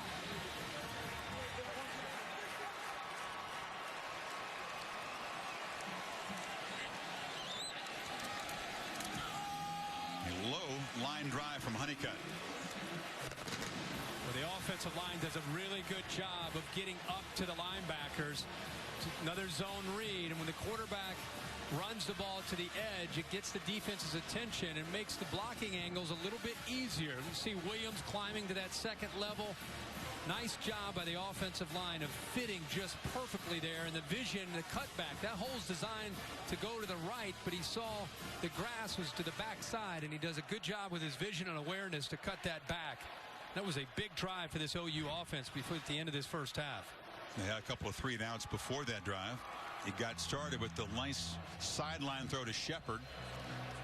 Tennessee fans saying, wait a second, we're still not sure that wasn't a fumble, but not enough to overturn it, and Oklahoma back up 13. Let's go to Chris Cotter for an update. All right, Chris, time for the AT&T Inside the Headset. USC at BC over on ESPN. Somebody called down on the headset, dialed up a reverse. Sherman Alston taking it the distance, 54 yards out. The Eagles have outrushed SC, I should say, 197-8 in the first half, and they lead at halftime. Kurt. Well, that's a BC team, Chris, that couldn't do much on the ground coming into this game. Trojans got out quickly, but might have let their guard down a little bit. There have been upsets all over the place on this Saturday. That would be a big one. Low kick driven into the wind by Hodgson, and then no return. So a minute 33 for the Volunteer offense to work with. Oklahoma's going to get the ball to start the second half, remember. Monday night, Chip Kelly, our buddy Philadelphia Eagles against Andrew Luck and the Colts. A rematch of sorts of those Pac-12 games between Stanford and Oregon. 8:15, also available on the Watch ESPN app. Eagles, very sluggish start in the opener before roaring back against Jacksonville. It'll be a fun one to watch. What do you do? Do you take a shot here? You got one timeout left. You might try on the first down play. You maybe give yourself a chance, but you don't want to make a huge mistake here the way your team is battled here in the first half. You don't want to have a sack or an interception. Worley again flips it off short into heavy traffic. The screen didn't work. Heather. Guys, it appears that the Tennessee O-line is having trouble with the snap count 3 times during the last possession, and just now left guard Marcus Jackson had to slap center Mike Crowder to get him to snap the ball. Crowder came off the field telling his line coach, I can't hear. And guys, it is really loud down here. You can practice against crowd noise. Not quite the same as the real thing. And again, these Tennessee Volunteers are so young. And once again, Oklahoma tries to get him. They flip it out just in the nick of time. Marlon Lane caught the little desperation pass from Worley. Well, the pressure's been coming from the right much of the half, but now the pressure comes from the backside. The defensive end or the outside linebacker, Grissom, so much focus on Stryker. Now we're starting to see Jordan Phillips, the previous drive, and Gino Grissom. Two-handed pass there, Kirk. Get rid of it. Whatever it takes, throw it left-handed. Inside of a minute before halftime, they need 7 on this third down. I really think you just try to get in and be content down 20-7, especially on the road with this offensive line. Letting the play clock wind down. Not a great deal of urgency at the moment. And they just hand it off to Hurd, who will not get the first down. So we'll see if Oklahoma spends a timeout to force a punt. Oh, yeah. Bob Stoops halfway out on the field calling a timeout. Which means now it's a different deal. Now you're talking about a quarterback with some experience and an offensive line. And I think Oklahoma, they're going to try to attack and try to get in field goal range. Take a look at the AP Top 10 brought to you by Northwestern Mutual. Oregon win over Wyoming. Alabama hammering, but not covering against Southern Miss. Only won by 40. And Georgia, of course, the loss to South Carolina as the Gamecocks basically win to stay alive in the SEC East. USC, as we showed you from Chris's update, trailing at halftime.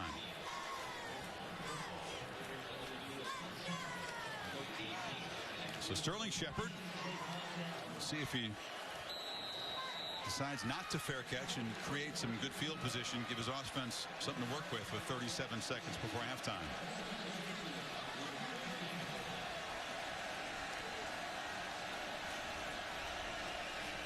Sooners peel back to set up the return.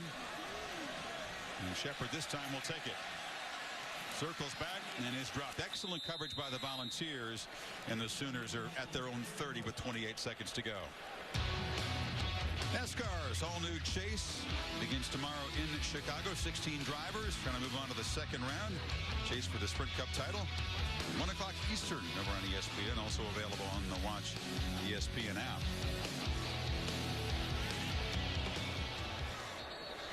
28 seconds and 1 timeout with, of course, the boundary and first downs of your friend here for Trevor Knight.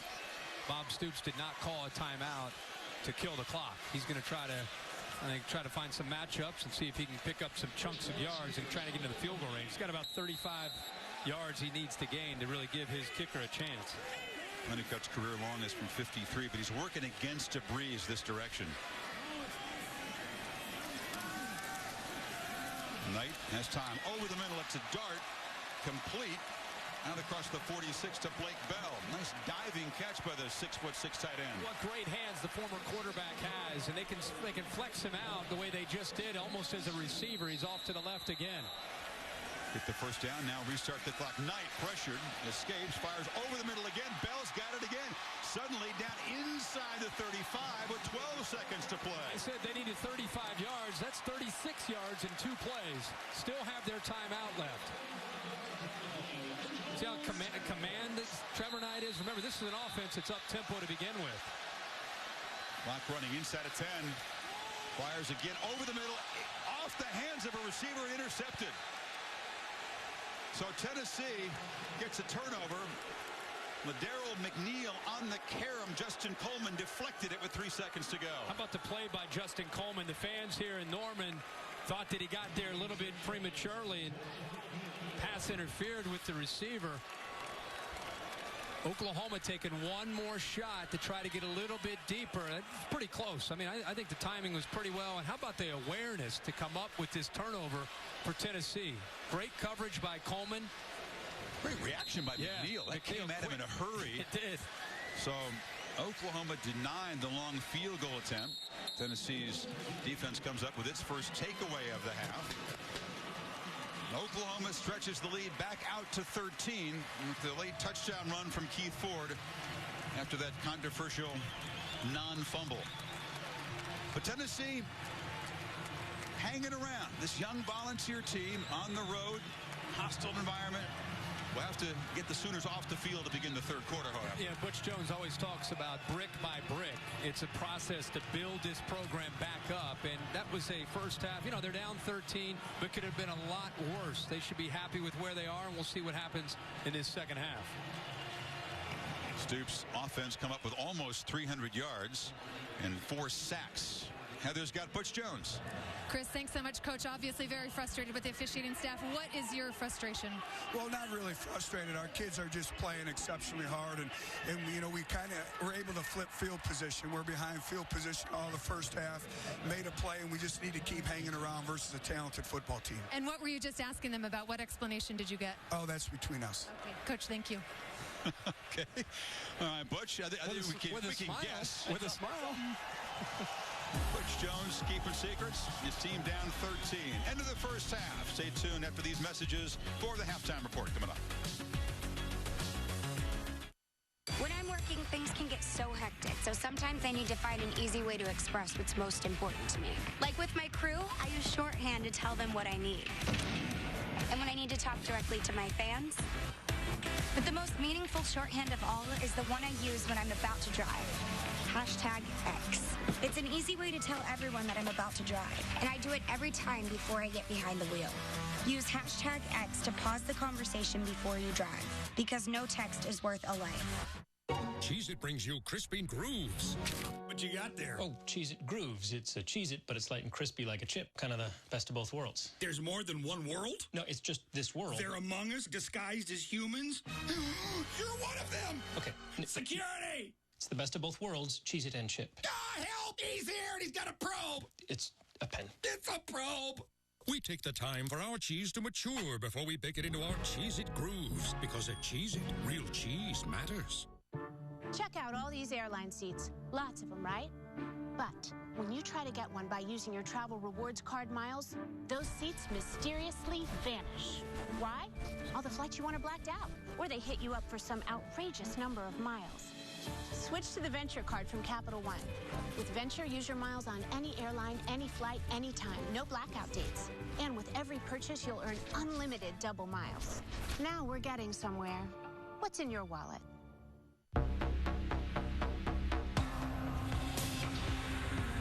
F provokes lust.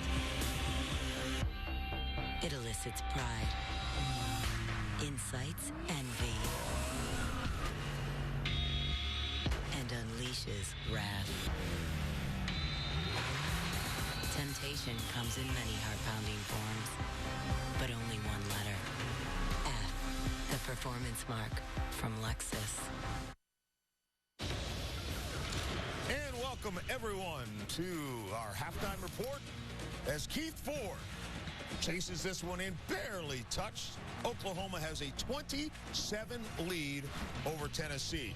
Now, this one for UCLA Bruins fans is going to be a little bit disheartening, perhaps. This is against Texas tonight. Brett Hundley, the Heisman Trophy candidate, gets tackled, lands awkwardly on his arm.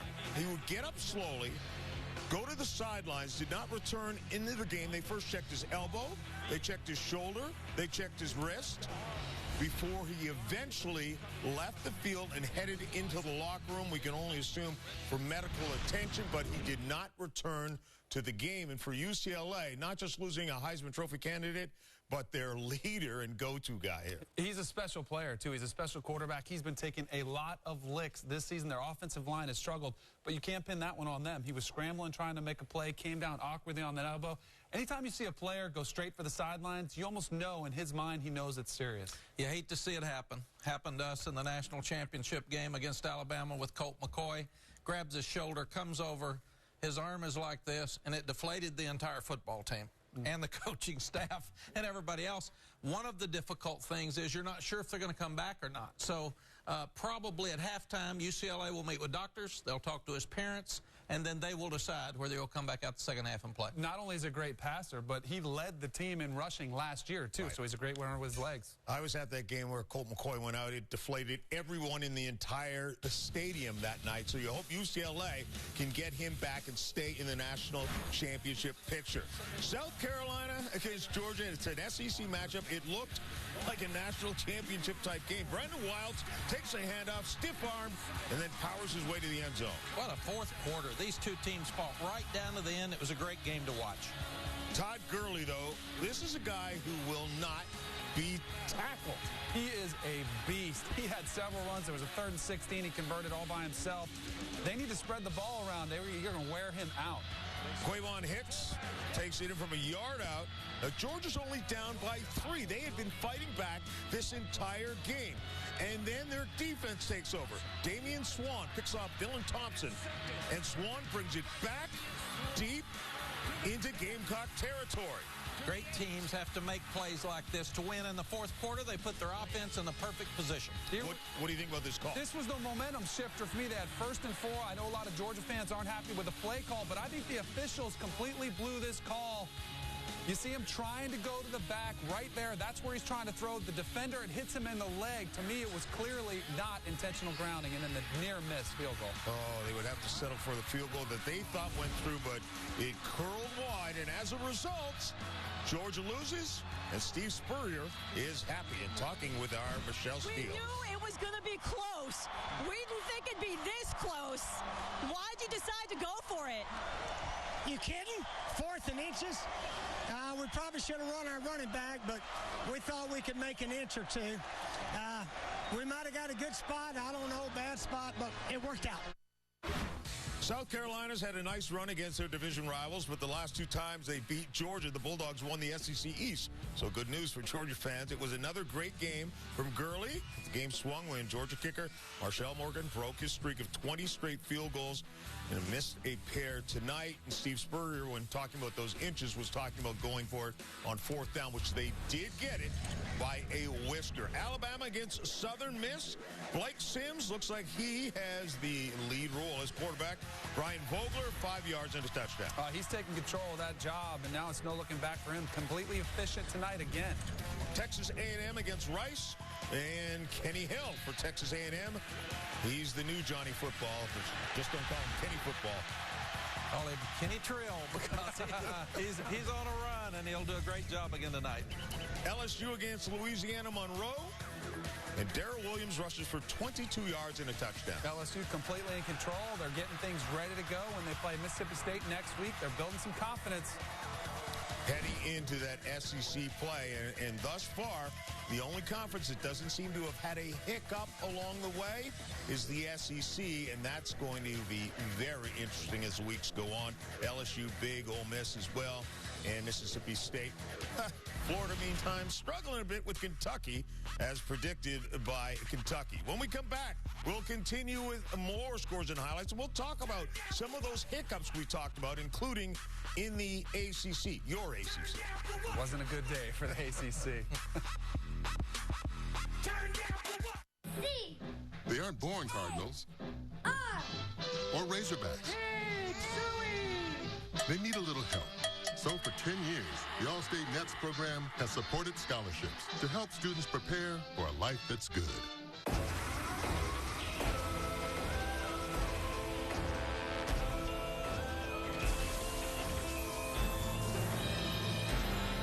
Axe Dark and new Axe Gold shower gels. 2 irresistible fragrances.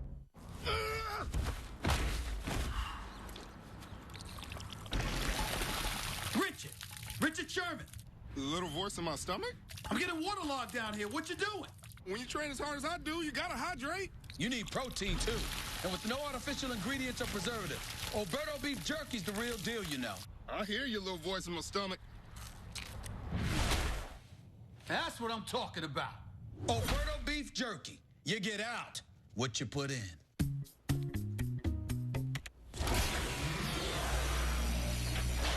Hi. Need help finding a dependable used car? Yeah, I'm worried about things like flood damage. Oh, our team doesn't keep quiet about those cars. Frank the Carfax found an SUV here. Here's a sports sedan. I'll get the VIN number. Oh, there's a convertible. Avoid that one. Largemouth bass. They get the word out. Only one site has a free Carfax report for every car listed. That's it. Start shopping at the new Carfax.com. Hey there. Hey, it's going to be a busy season. We're going to need enough data to watch a lot of highlights. How about 10 gigs of data to share, and you can choose from 2 to 10 lines. Also, unlimited talk. Well, that's great, but what if you can't talk? Unlimited text. Oh, right. How about video chatting? Yeah. Great. So you're an elephant and you're a nut? Watch out.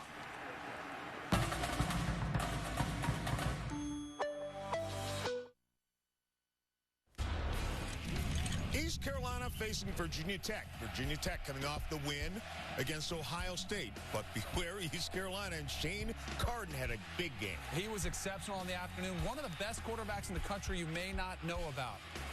It's really tough to be a football coach because last week, one of the best moments in Frank Beamer's life, and today, one of the lowest moments tonight as East Carolina upsets them. Yeah, they couldn't keep Carden out of the end zone here, just keeps it and goes around the left side, 28-21, knocking out Virginia Tech.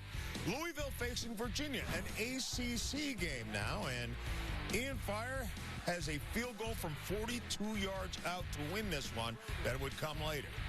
How about this play right before half, though? Teams get a little bit chippy with each other. This is going to be one. You a review. You hope somebody doesn't get kept out of next week. Somebody will be in the commissioner's office in the morning early. They'll be trying to separate who got hit. But Mike London, who was under a lot of heat, here's a 3rd down and 2. This sealed the game for the Cavaliers, and the crowd went nuts after this one, loving the celebration in Charlottesville. Really good momentum for Virginia going into next week. They've had 3 good games, lost tight. Danny, have you seen Danny has saw seen that. this. Had to rub it in. I saw it. Danny came up a little bit short, and they rushed the field many years ago. I was watching it with a lot of interest. USC against Boston College. USC coming off a big win against Stanford. Sherman Alston, though, for BC, a little trickery. Look at that score. Steve Adazio, longtime offensive line coach and coordinator for Urban Meyer got him going. Oregon, Marcus Mariota, if he is not the leader for the Heisman, this might change your mind. Oh, he's the leader in the clubhouse right now. How about the Superman impersonation right there? I saw him up close last year in Alamo Bowl, so I'm all in. I don't question it. We never caught him. We just watched him. Wyoming to Oregon, as we just told you, no matchup there, and Army just blown up by Stanford as the Cardinal bouncing back from their loss to USC. Purdue facing the Fighting Irish of Notre Dame. Everett Golson, you have him back, you got a shot. He might be making a late run for that Heisman. With their schedule and the numbers he's putting up so far, completely different quarterback now than his freshman campaign. Tough game after the Michigan game last week to get up far the way Purdue struggled. You would have thought that they'd play better against Purdue than they're playing right now. Michigan bounces back with a win, and the Ohio State Buckeyes, boy, for Kent State, they picked the wrong week to face the Buckeyes. Iowa State and Iowa. This would come down to cold netters, 42-yard field goal. In this one, they had iced the kicker. He got a warm-up. He got a warm-up kick. And he missed the one that they iced. He made the one that mattered. And he kicked the next one. So 4 Big Ten teams lost to Power 5 opponents today. At this point, the Big Ten 1-9 against the Power 5. That includes losses by the top teams in the conference: Ohio State, Michigan State, Wisconsin, and Michigan.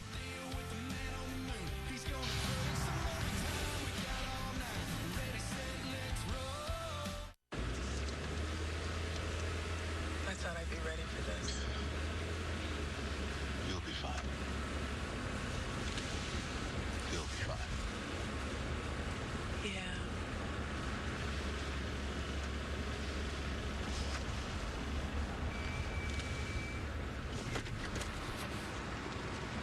You ready?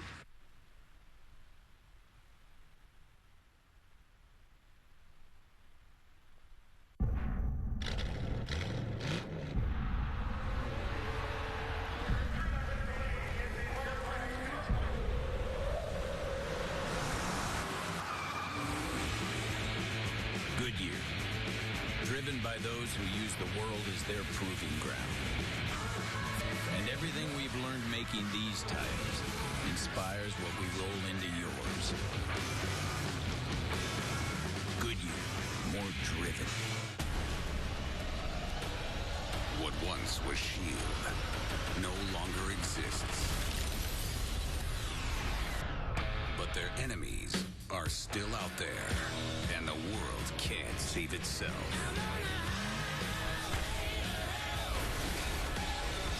This is a make-or-break moment. I'm gonna finish what I started. Marvel's Agents of S.H.I.E.L.D. Season premiere Tuesday, September 23rd at a new time, 9/8 Central on ABC. ABC Wednesday, September 24th. I should write that down. No, I'll remember. With 4 huge comedy premieres. There's no such thing as too much family. Everybody buckle up, because we're about to take a journey. It's the season premiere of The Middle, The Goldbergs. You saw this. No can do. I have a pornographic memory. 5-time Emmy winner Modern Family. And the series premiere of Blackish. I smell a group hug coming on. I'm going to the track. It all starts Wednesday, September 24th. I'm ready now. Let's go. On ABC. On week 2 of Sunday NFL Countdown, after one of the darkest weeks in NFL history, our crew of analysts and insiders react to the news of Ray Rice and Adrian Peterson. And a Cincinnati surprise. This whole organization has totally changed my whole perspective of what the world of sports is about. The generous gesture on the Bengals' behalf. Sunday NFL Countdown, 10 a.m. Eastern. Now over to Mike Tirico and Monday Night Football. Here in Indianapolis, week 2 will wrap up with 2 of the teams favored to win their divisions. Indianapolis Colts taking on the Philadelphia Eagles. The Eagles and LaShawn McCoy came back from down 17-0 in week 1 to beat Jacksonville with 34 unanswered points. Are there any better running backs all-purpose in the league than McCoy? Meantime, Andrew Luck almost brought the Colts back in Denver. It'll be a tough task for the Philly defense trying to handle one of the best young quarterbacks in the NFL. Colts-Eagles will see you Monday night, 8:15 from Indianapolis. All right, Mike Boom, we will see you later on with the NFL. More college football, guys. Time for your prime time performers. Shane Carden was spectacular through the air. Maybe his best play was the adjustment he made of the quarterback sneak, took it around the edge for the game-winning touchdown.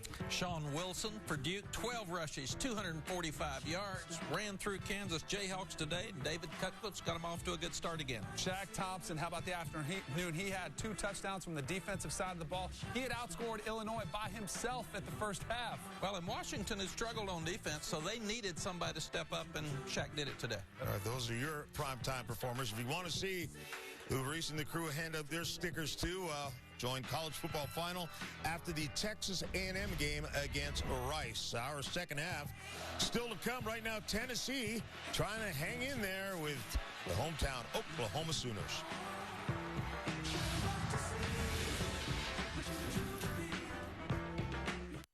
You are feeling satisfied without standard leather. You are feeling exhilarated with front-wheel drive. You are feeling powerful with a 4-cylinder engine. Open your eyes to the 6-cylinder 8-speed Lexus GS with more standard horsepower than any of its German competitors. This is a wake-up call.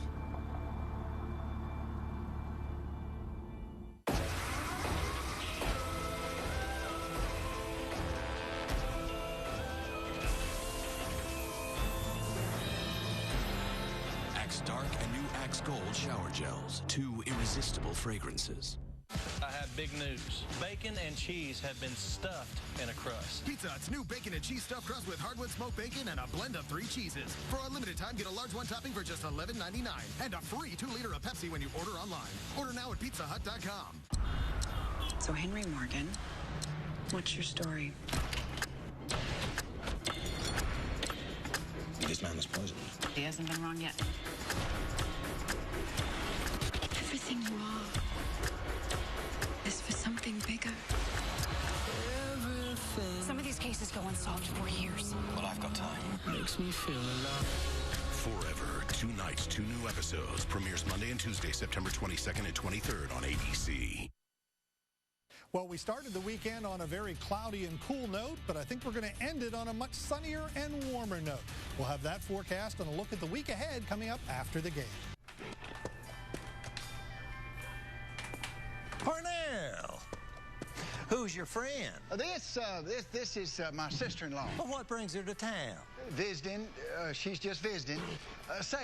Can I get a couple of Tennessee cash tickets? Parnell, you know my policy about farm animals. What are you trying to insinuate, Gibby? My goodness, she's standing right here. With jackpot starting at $200,000, Tennessee Cash is a cash cow. And now all drawing-style tickets earn VIP points. Moolah. The clock is ticking on Toyota's last chance clearance event. Don't miss out on final closeout savings. The Toyotas are going fast. Don't miss 1.9% financing for 60 months on the last of the 2014 Corollas. Or lease this 2014 Corolla for just $149 a month with no cost maintenance included. Don't miss Toyota's last chance clearance. The savings disappear September 30th. Toyota, let's go places. Sounds good, ladies. Take 5. You know the best thing about summer? That grilled chicken sandwich meal from Zaxby's. Summer flavor. Honey mustard. Tangy nectar. Lettuce. Lettuce. What are y'all doing? The grilled chicken sandwich meal. Grilled chicken topped with honey mustard and lettuce on a brioche bun served with crinkle fries and a small Coca-Cola Freestyle drink. Zaxby's. Indescribably good. Get breaking news on your phone. The WKRN News 2 app. Welcome back to the Dr. Pepper Championship Drive Game of the Week. Welcome back to ESPN Saturday Night Football on ABC, presented by Wells Fargo.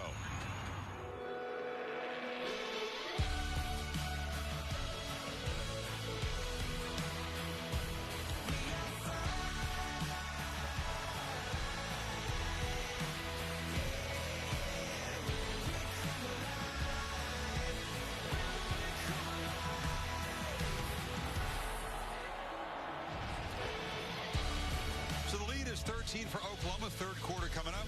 Sooners have averaged 7.5 yards per play. They have a yardage edge over Tennessee of 160 yards.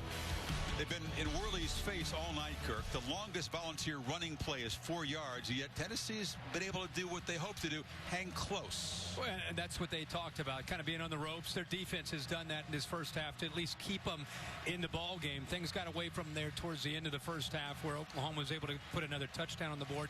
But I think the story now in this second half is really Tennessee's on the road with all this youth. How do they hold up with their offensive line in the trenches, an area that's been a challenge for them to match up with the scheme and also the athletic ability of this OU defense.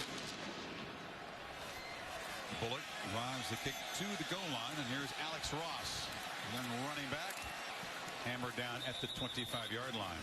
Our Pacific Life game summary looks at the quarterback comparison here, and you have to give credit to Worley. Despite the pressure, he had the sack and the fumble.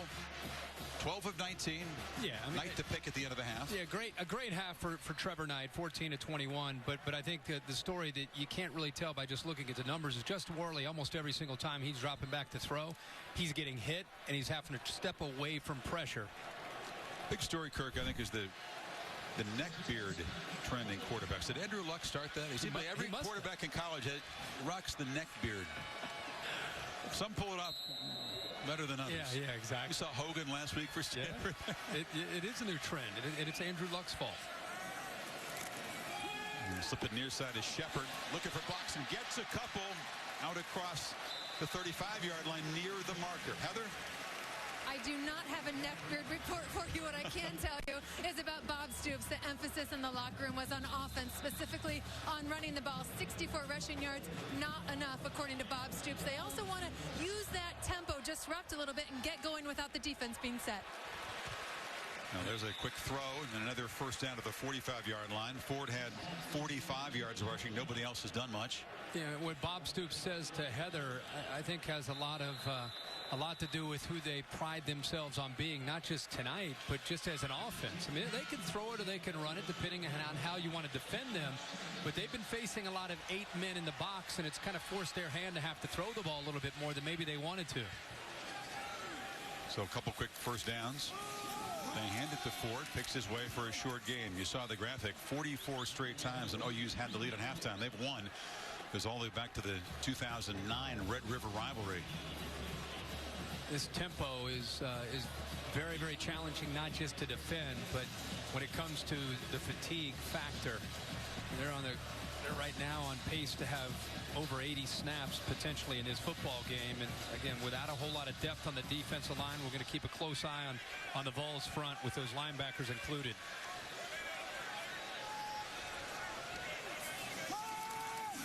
Knight looks near side, flips underneath to Neal, and Deron Neal knifes at the secondary.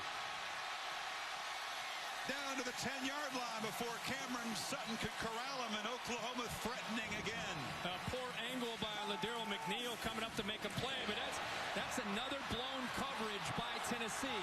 When they've given up some big plays, it's been because there's been some confusion, and that time there was confusion without a doubt with Cam Sutton and the safety coming over to help him to the two-receiver side. It's 43 more yards after the catch tonight for the Oklahoma receivers. Kirk, 173. A lot of those catches have been in space, as you said, because of coverage busts. It's first and goal at the 9. And this is Ford. Lowers the head, gets about 3, stays alive down to the 5-yard line now. And that was such an emphasis this week for the Tennessee defense, was yards after the catch. And they just had to do a better job of not giving up plays, explosive plays, if they wanted to come in here. Listen, this was not a game that Tennessee looked at and said, oh, shucks, let's go in there and be competitive and get out of here with a moral victory. They thought about, let's go in here and win this game. And so they still feel that way, but they've got to definitely do the little things, and they can't give up these busted plays. 1 second to go. Knight keeps it. Hits the corner and dives for the end zone.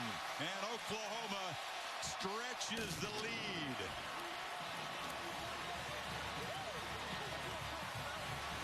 The zone read is not just effective for Keith Ford, who scored on a touchdown at the other end zone before the half was up, but you can see Trevor Knight, what he can do with the football when he keeps it. And a great block by Blake Bell, the former quarterback, sustaining his block and allowing Knight to have room to get into the end zone. So a touchdown drive late in the first half and quickly in the second, and suddenly it's a 20-point game. They've been giving the ball quite a bit to the backs, and these outside linebacker defensive ends are collapsing down. Everybody comes down on Ford. Look at the block at the top by Blake Bell. That's a former quarterback doing a good job. But I'll tell you, Trevor Knight, he can hurt you throwing the football, but also with the quickness and acceleration when he has the ball in his hands.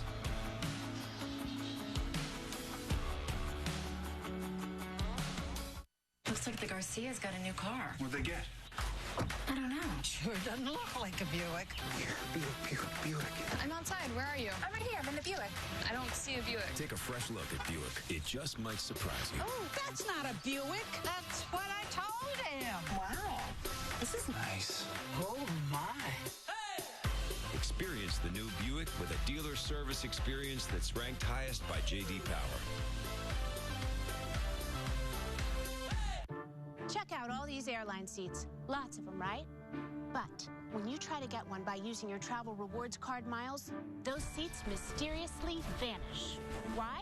All the flights you want are blacked out, or they hit you up for some outrageous number of miles. Switch to the Venture card from Capital One. With Venture, use your miles on any airline, any flight, anytime. No blackout dates. And with every purchase, you'll earn unlimited double miles. Now we're getting somewhere. What's in your wallet? Easy chip shot. So much for overtime.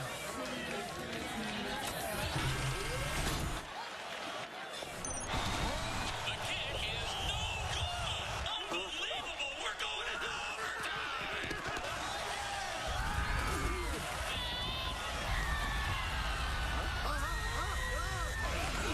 Best overtime ever. Buffalo Wild Wings. Wing Spear Sports.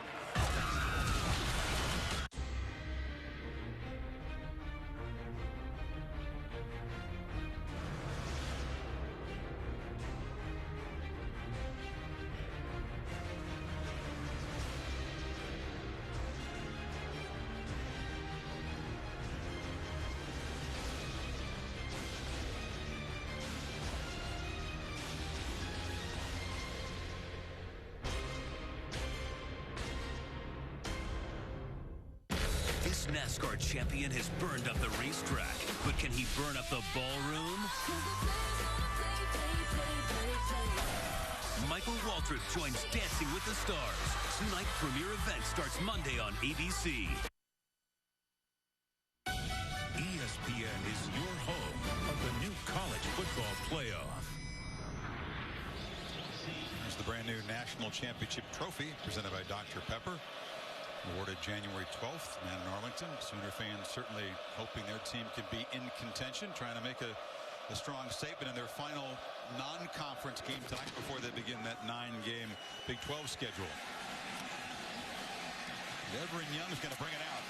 Gets a couple blocks, dances across the 25, and then slammed it down hard right there. 4 different guys have had sacks for Oklahoma tonight. Well, we focused a lot on Eric Stryker in the first half, and he was effective getting around the true freshman Coleman Thomas, leading the inside interior push to be able to come up with plays. Well, then they moved it back to try to help out Marlon Lane. Well, what happens when you move Marlon Lane out there is the big fellas make plays as well, getting a push to the middle. So this offensive line, we knew coming in they'd be challenged. They sure have, and I expect Mike Stoops to continue to turn up the pressure here to start this second half. Volunteers were once within 6, and the 2 Oklahoma touchdowns sandwiched around halftime put them in a hole here. First down throw to the 20. It's caught, and now they're going to rule incomplete. Hurd was trying to come up with it. The ball is thrown in front of Hurd. So it was a forward pass, and the freshman couldn't quite get the handle. Boy, it's tough. That's almost like a running play, but when your longest run, again, is just 4 yards, very tough on a young offensive line and a quarterback. Yeah, it makes you so predictable as an offense. I think they've done a pretty good job of still mixing things up, all things considered. Under 1 yard per first down play on average. Once once again, there was pressure off the edge. It was Stryker right in the face of Worley. Yeah, same blitz. Same blitz, this time coming from the field to the left of the quarterback. Again, he delays, and then as the ball is snapped, there's no way the tight end can come over there and pick up that blitz. Another true freshman, Daniel Helm, happened to be coming over. By the time he got over there, 19 Strikers already by him, and it's the quarterback's face. If A.J. McCarron is watching, he's saying, oh, number 19. 3 sacks. Sugar Bowl. Oh. All right, they need 10 on third down. What is Mike Stoops dialed up? No, they drop off, just rush 4, and there's a completion. Nice catch across the middle by Alton Pig Howard, and they move the chains. Not only a nice catch, but after all the pressure he's been under, a good job of sitting in that pocket and putting the ball right on the money to Howard. He found some space. They didn't bring pressure. They brought 4, played zone. Howard sits in that soft spot of the zone, and Justin Worley, boy, he is growing up, and if there's any question who the leader of this offense is, it's number 14. He gets 16 on third and long. Third catch for Howard. And this is Hurd. Big Howard is a guy that was a Wildcat quarterback, a jet sweep runner a year ago, a guy that was suspended for the spring and summer. They wanted him to rededicate himself. Coach Jones always says this is a lifestyle. He'll just be a part-time player. Right. And I think he's made that commitment. I think we've seen the difference in him this year in these first 3 games. Hurd just battling for a short yard gain. Just not much room up in the center of that Oklahoma defense. Jordan Evans got him. There's just nothing in the interior. You're not going to be able to get a push, and it's nothing against this young line. It's going to be hard for any offensive line this year against this 3-4 scheme. Jordan Phillips, Charles Tapper, and Dule in the middle, and then, of course, off the edge, Grissom and Stryker just setting the edge so well in this defense. Another third down. They need 5. They move the pocket. Worley had some time initially and then just threw it into the front row. When you roll out like this and you move that launch point, your options are limited. Watch this. He's going to look back to the inside, but look at the coverage right there. They take it away. So when you roll to your left, you've got 2 options. There's nobody there because of the coverage. There's nowhere for him to throw the football, so he's got to throw it away. Matthew Romar, the big 287-pounder, got in Worley's face late. And Tennessee's got to give the ball back to this Oklahoma offense, now down 20.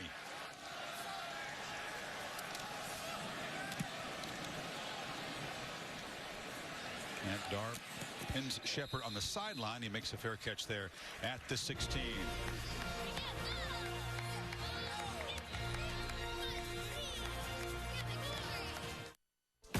Did you post it? Done. How many people are coming? Lots. Yeah. Got it. Done.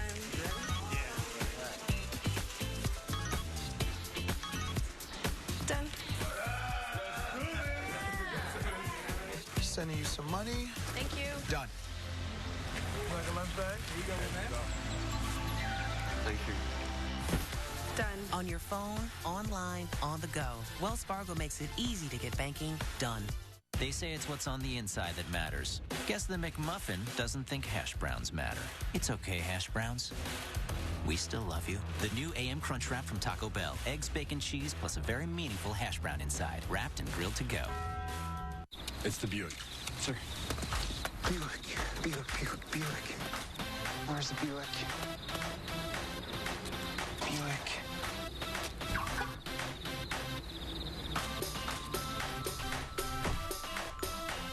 Buick. The expectation-shattering Buick LaCrosse.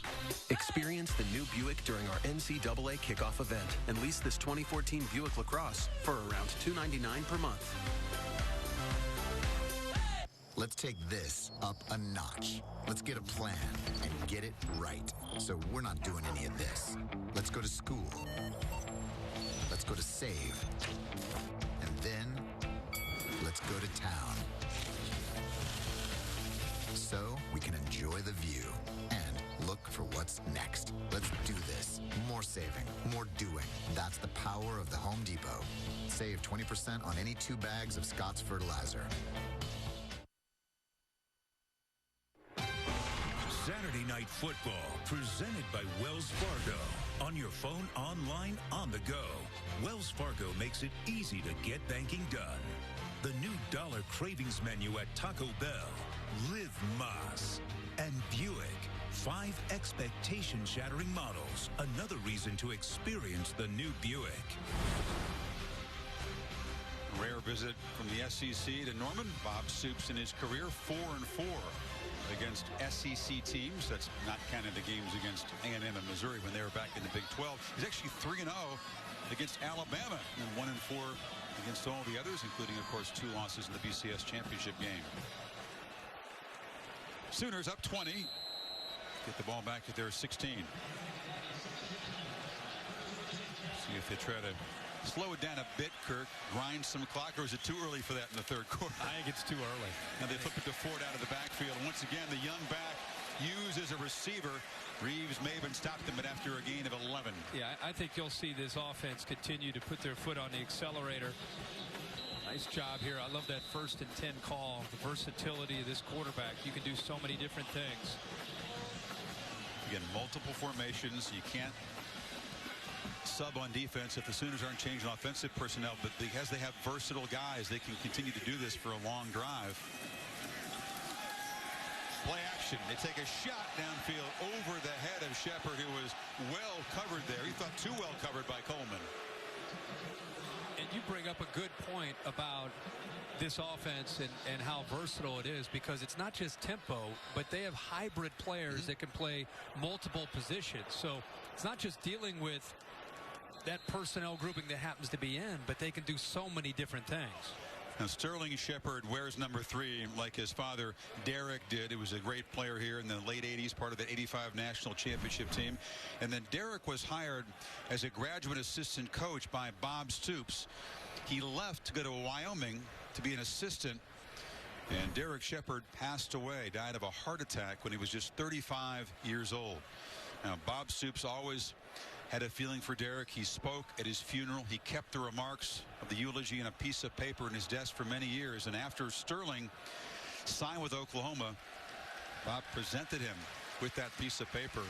But Sterling Shepard had always grown up around the program, had been a part of the locker room with his dad, and he actually kept Bob waiting 24 hours after the offer was made for a scholarship. He finally said yes, and he was never going to go anywhere else. I thought it was pretty touching to hear Bob tell us a story about when Derek passed away, that Sterling was very young, and he embraced him. He brought him in. He wanted him in the locker room. He wanted him to come around the team, and had no idea one day that this young Sterling would end up being a football player that he would end up recruiting. Second down, they hand it to Ford. He's hit hard. Yeah, Stoops wanted to make sure his assistants also saw what he saw, that he wasn't favoring Sterling Shepard in the recruiting process because he felt so much for his dad. They also, no, Coach, this guy can play. Yeah, sign him. Once he became a sophomore in high school and they brought him in for camp, and everybody looked at him, and he said, well, okay, what do you guys think of young Sterling, who they'd been seeing around the football offices and the games all these years? And they said, I'll take him on my side of the ball. And the receiver coach was saying, no, I'll take him over here. And then Bob knew that he had a great player. 3rd and 8. Volunteers desperately in need of a stop here. Play clock down at 4. Not going to have time to get it off when they call timeout. Night a little hot, but they were trying to make a late change to the call. Better to spend one on 3rd and 8. Oklahoma up 20. Looks like the Garcias got a new car. What'd they get? I don't know. Sure doesn't look like a Buick. Buick. I'm outside. Where are you? I'm right here. I'm in the Buick. I don't see a Buick. Take a fresh look at Buick. It just might surprise you. Oh, that's not a Buick. That's what I told him. Wow. This is nice. Oh, my. Experience the new Buick with a dealer service experience that's ranked highest by J.D. Power.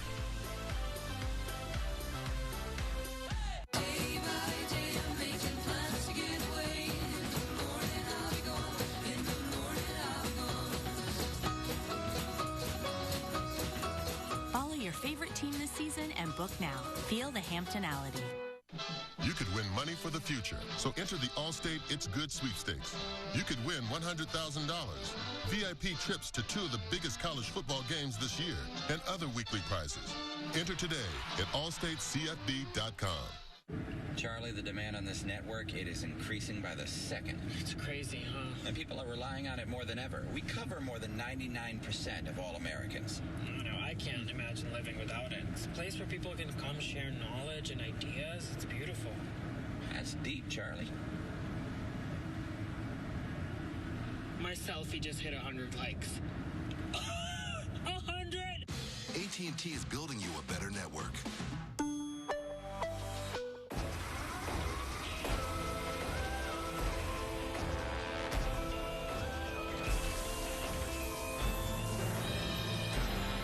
Axe Dark and new Axe Gold shower gels. 2 irresistible fragrances.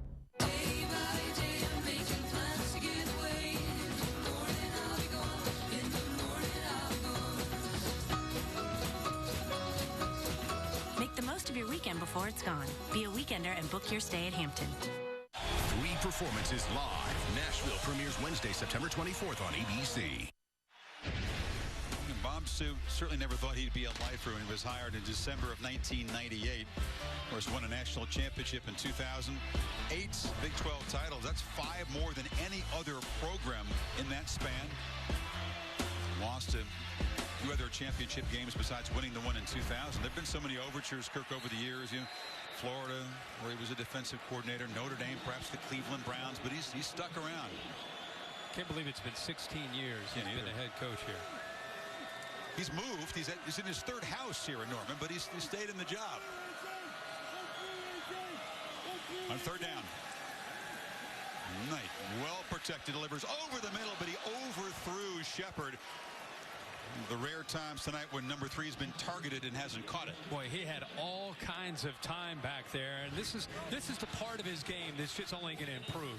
He starts to his left, he comes back because of the time that he has, and Shepard's coming right through the middle there, and that would have been a tough catch because the middle linebacker A.J. Johnson's there, but the accuracy, the consistency from an accuracy standpoint is the area where, again, Trevor Knight making his 8th career start tonight. He's going to get better and better, more consistent in that area. Pressure. Barnett gets it away. It's a short kick, bounces, left alone by Sutton. And Tennessee will take over at the 33. Talked about Bob Stoops against the SEC because it's been such a big storyline. It began with a bowl loss to Ole Miss in '99. Arkansas, he was able to get them. But notice the 3 wins against Alabama. 2 in the regular season, and of course the Sugar Bowl. Florida and LSU beat him for BCS titles. I think he and his program really needed that win, not just because it was Alabama. They needed a signature win and a big win for Bob and for this program to kind of springboard them into this year. He's a 17-point underdog in New Orleans. Play action fake. Worley now pitches it along the sidelines. Incomplete. Trying to fight back for the underthrown ball was Josh Smith. But again, it's trying to find a matchup that he likes. Worley trying to find Josh Smith against a safety. That's the matchup that you want to try to find. It's not just trying to get the ball out to the receivers against the corners where it's a pretty even matchup. But if you get Josh Smith or another inside slot receiver matched up man-to-man against Hayes or Thomas, they've got to try to take that.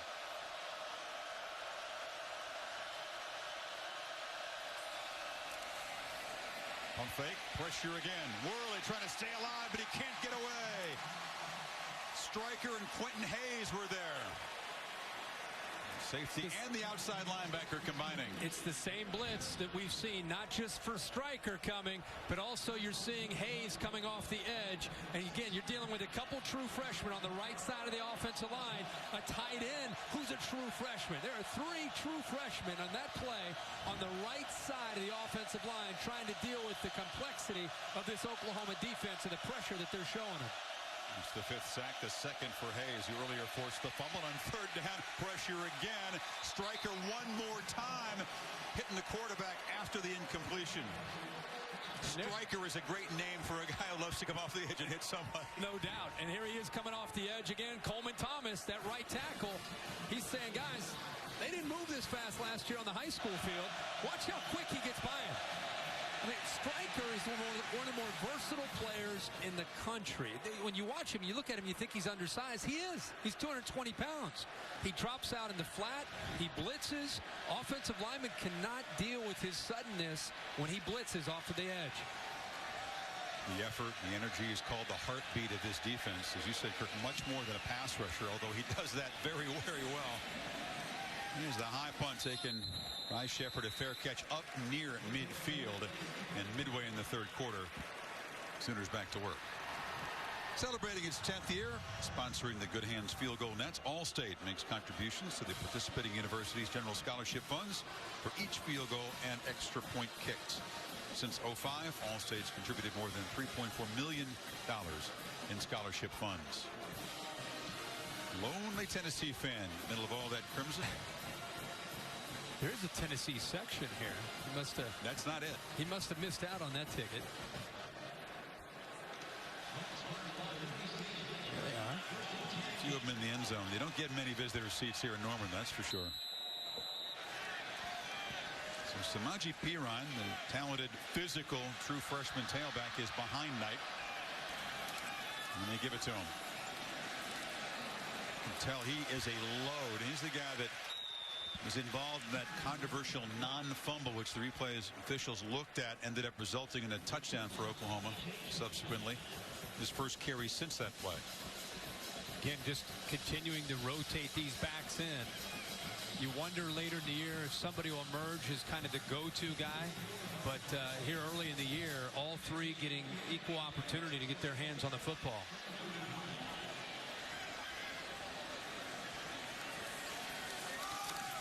Perine again.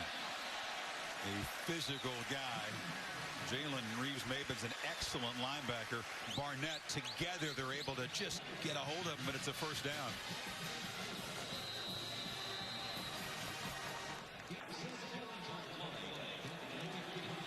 And this offensive line is a veteran group doing a great job of, when they run the football, of not only being able to hold their blocks at the point of attack on the defensive line, but they're also getting up to those linebackers now, trying to wear them down.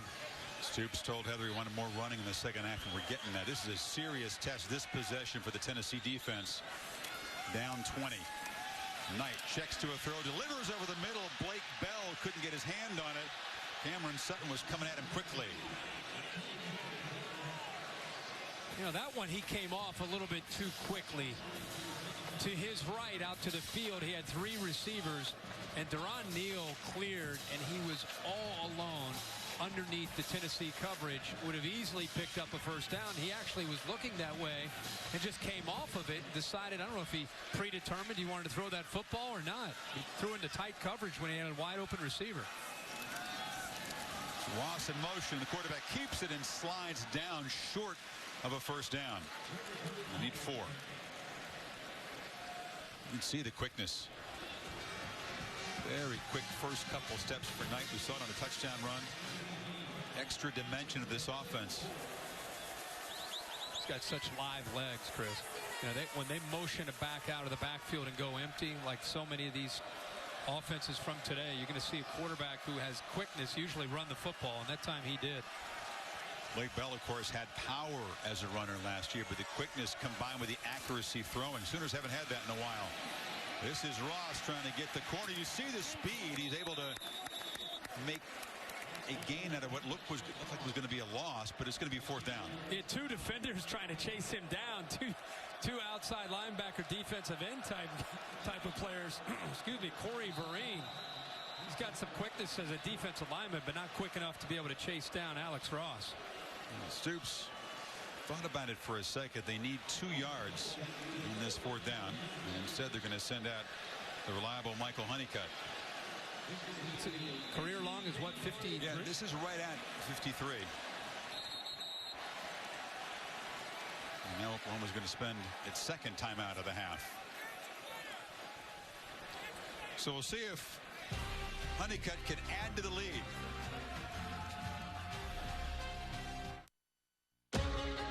At OU, you become a free thinker, a trailblazer, a teammate. You become relentless, Artistic. Passionate. innovative, OU's #1 in the nation in the number of National Merit Scholars enrolled at a public university and is the leading institution for academic excellence and value. This is OU. This is OU. This is OU. This is OU, the University of Oklahoma.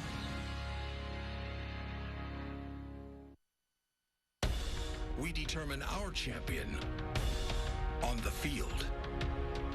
We play each other every year, pitting explosive offenses against aggressive defenses, leading to exciting outcomes, to the thrill of passionate fans. 10 teams, 9 games.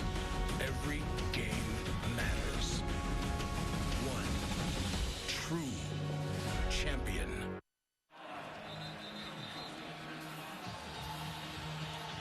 See if Bob Soups changes his mind. Yeah, here comes the offense back out here on 4th and 2. So no field goal attempts. Would have been right at Honeycutt's career long. A breeze at his back. But Soups will trust the offense here. This could be very deflating if the Sooners can move the sticks. Keep this Tennessee defense on the field. They have to be beginning to wear down. Now Tennessee calling a timeout.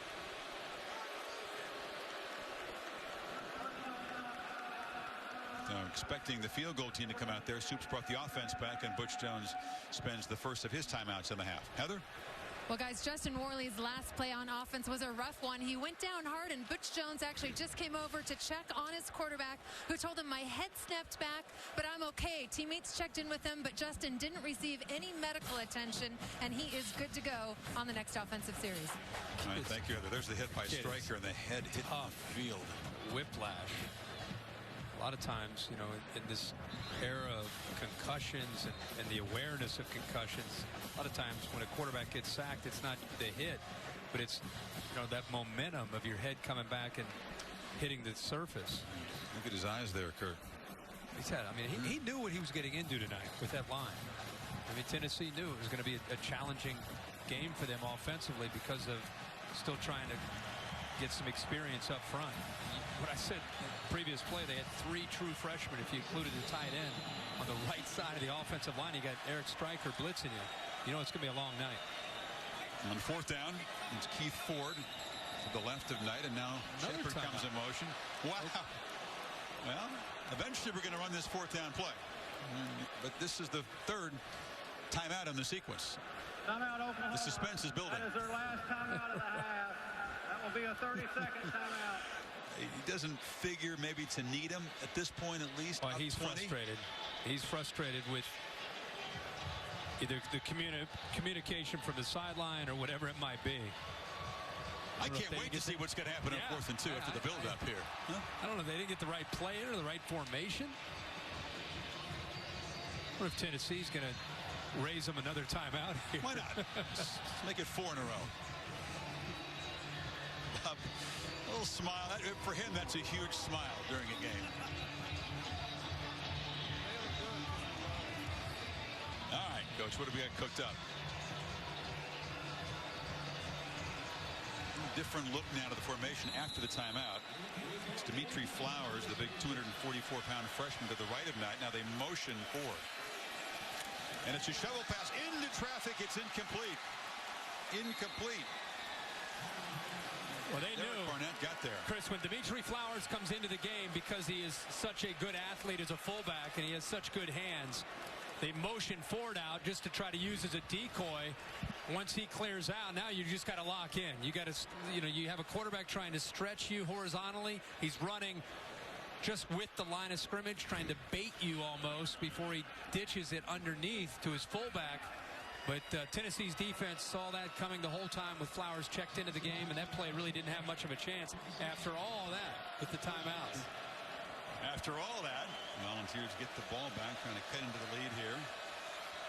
5:46 in the 3rd quarter. Tennessee defense has made some mental mistakes. You talked about the coverage busts occasionally, but all in all, even though they've given up 400 yards, it feels like they've done a decent job. They sure have. It could be a lot worse.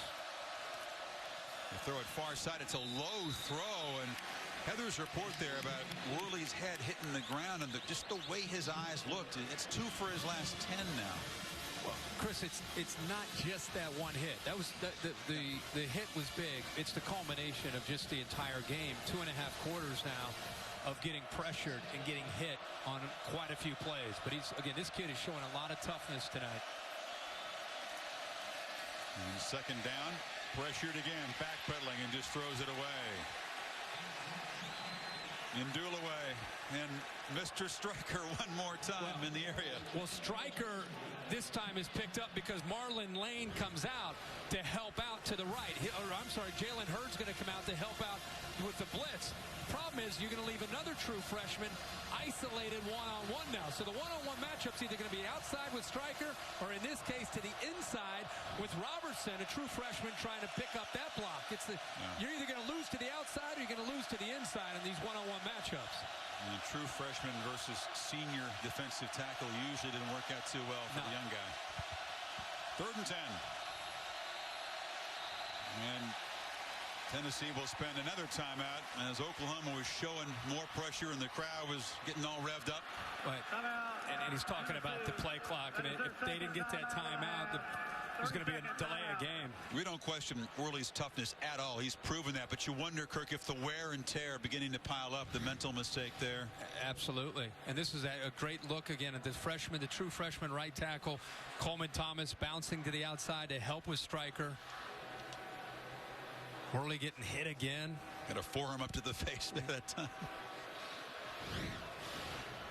If you watch Oklahoma defense this year, you're going to see them do this to a lot of quarterbacks. Chris brought it up earlier. We both did about Alabama and A.J. McCarron. A.J. McCarron got hit a lot when he played this defense in the Sugar Bowl. So it's not just that, wow, they've got a lot of true freshmen. That obviously adds to it. But wait till the Sooners play the entire 2014 season. You're going to tune in and watch them play. You're going to see them do this to a lot of offenses. They're strong in the interior with Phillips and Tapper and Dule. And they've got such quickness with Grissom and Stryker on the outside. And then they're creative with how they want to come after you. It's just a lethal combination. Sooners waving their arms, asking for more crowd noise on 3rd and 10.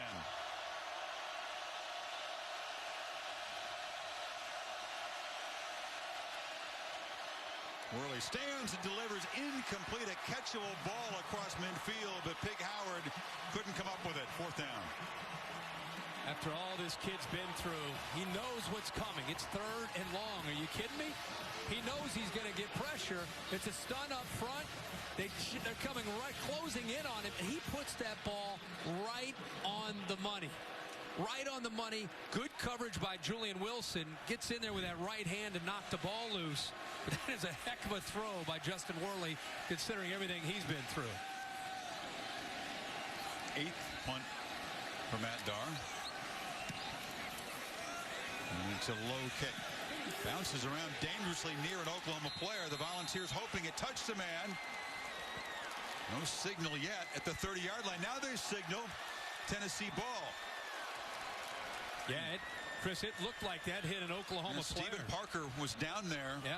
He did not have his eyes on the ball. He was trying to block a man. Hit his shoulder. It was a low kick. Of course, though, the opportunity to review this, but the recovery made by Reeves Maben, the starting outside linebacker down there covering the punt. Another look. Watch his right shoulder. It looks like it hits him right on the arm. Right there. Yep. Ball is up in the air. Now it's a free ball at this point. After the bounce, it came up off the shoulder. It's a mental mistake. Shepard's yelling, Peter, Peter, Peter, meaning get out of the way, get out of the way. Parker doesn't get out, and then the awareness by the Tennessee cover unit to be able to come up with a football and give Worley and the Vols offense some pretty good field position. Second turnover by Oklahoma. They will review it to see if there was enough to overturn it, but I think it did after it hit the turf, come up and hit Parker on the right shoulder. Right there, you can see the ball change direction. No doubt about it. It was a low punt. Those are always tricky, bouncing around. The guys trying to make the blocks not aware of it. But the return man, Chevy, you see his arms? Not only are his arms moving, he's yelling, Peter, Peter, Peter, Peter, Peter, meaning clear out, clear out, clear out. And Reeves Maben is right there shoving on him. Yep. Very alert play. By the time Parker probably heard Shepard yelling, it was already too late. See, he's engaged there. Now he's hearing it. Now he starts to try to get out of the way, and it already hit him. And Shepard knew it. You could see him begin to move forward and try to recover it. Yep. Definitely hits him right there. So Tennessee. After further review, the ruling on the field is confirmed. First down. Tennessee's going to have the ball here at the 30-yard line of Oklahoma. 5:24 in the quarter, down 20. Desperately in need of 7 here. I think you got to look for those matchups with Pig Howard and Marquez North, number 8, with his size at 6'4" in this area. Ball up in the air. He is very, very dangerous to try to match up with one-on-one. But Worley in the passing game have not been clicking in the third quarter at all. Pressured again. Dumps it off short. Hurd is going to be corralled for a big loss. Yeah, Oklahoma felt this coming the whole way.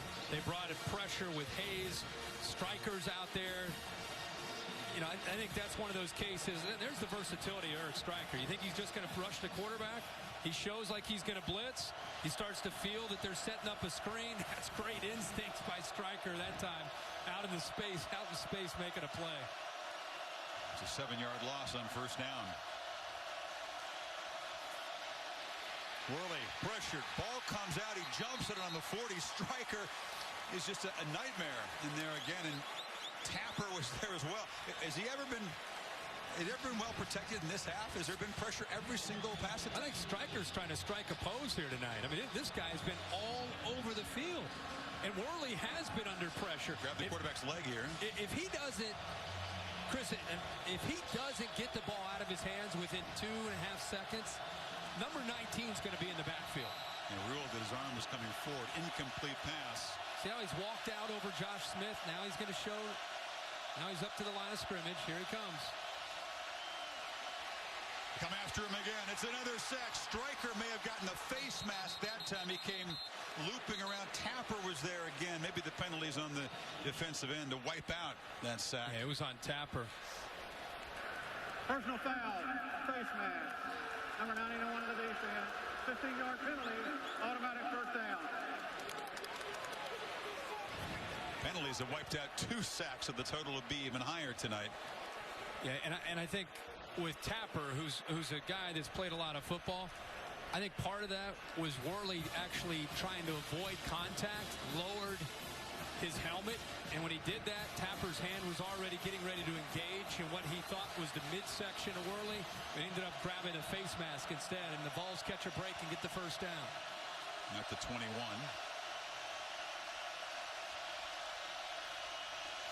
Worley gets to that quick left side. Catch made, and North fights inside the 10-yard line. So it's first and goal. See what happens when they don't pressure? Soft coverage. Worley's able to throw. Receiver gets a free release off the line of scrimmage. That's not the MO of Oklahoma. If Oklahoma, they walk up tight on these wide receivers, and they bring pressure with Quentin Hayes, the safety, and Eric Striker, that's where they've been able to disrupt the timing and the rhythm of Justin Worley. The third catch for North is split out wide now. He is a very tough red zone matchup problem at 6'4", bottom of the screen. Sooners show pressure up the middle. Hurd moves forward for 3. Imagine the tempo and the pace of this game for Butch Jones as true freshman. The offensive linemen that are out there, we have 2 tight ends who are true freshmen. The running back you just saw run the football, Jalen Hurd. Highly touted 5-star recruit that Butch Jones is able to lure into Knoxville. I mean, imagine how fast this game is moving and how much they're growing up tonight before they get ready for SEC play. Second and goal. North in motion. Takes it, but pursued and dropped for a loss. I understand what they're trying to do here with Pig Howard. It's just too fast a defense. The play took so long to develop. Once you see Pig Howard coming in motion, look how quick Striker first gets his hands on him. Quentin Hayes is there, and there's 4 other jerseys there for the Oklahoma defense. They saw that before the play even started, where the football was going. They saw it on tape plenty. Yeah. That play the Volunteers. So it's third and goal. All back at the 13. Worley rolls out. Came close to the line of scrimmage, throws it out of the end zone. And very close to crossing the line, try to get it to North in the back. So 4th and goal. He's trying to buy as much time as he could there, Chris. That time, again, the amount of time that he had, you would think that somebody would be able to break open, but Mike Stoops, who's been pressuring all night, this time keeps the secondary, and he had 6 defensive backs on the field. They all sat back in coverage, and Worley eventually tried to squeeze one in, but North, of course, didn't have any room to make the catch. So the true freshman, Aaron Medley, from 31 yards. What a shock, another freshman. Yeah, all over the place. Not what Tennessee wanted after the turnover on the punt. The 17-point deficit.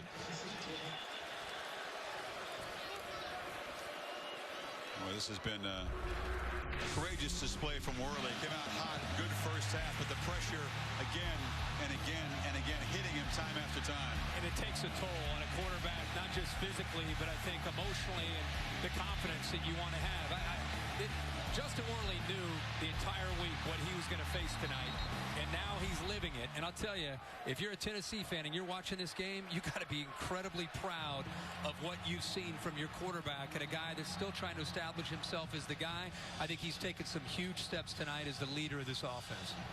One thing that hasn't helped them, Volunteers haven't been able to run the ball at all. Obviously, when you got all that speed on the edge, what teams try to do in this conference against Stryker is run right at a guy like that.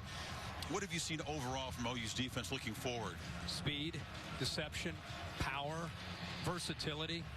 This is, I think, one of the best defenses in college football. I really do. I think Mike Stoops has a defense that he changed the scheme last year. They're in their 2nd year now running. I think they understand it better. I think they're attacking. They're very sound, even though they're aggressive. So there's a lot to like about this defense as they move forward, getting ready for Big 12 play. Here's a short kickoff. Coming up the field, it is Alex Ross. Picks his way, still alive, trying to fight forward, wrestled out finally about the 28-yard line. Major League Baseball coming down to the wire. And join ESPN tomorrow night. The Orioles taking on Derek Jeter and the Yankees, the captain in his final season, presented by Taco Bell. 8 o'clock Eastern, also on the Watch ESPN app. So certainly for Tennessee, 3 points not what they needed. Cut into the lead. Now 17 points as Oklahoma goes back to offense.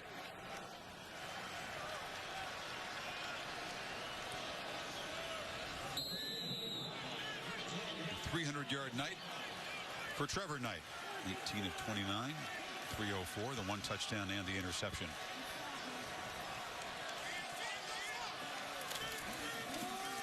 There's a handoff inside. And there's Keith Ford for a short gain. Is that zone read again? And, you know, it's option football when you defend that, which means discipline, assignment football. It's so easy to kind of start to cheat down on Keith Ford because he's starting to pick up some big yards. When you do, just when you start to cheat too much, Trevor Knight's going to pull it around the corner.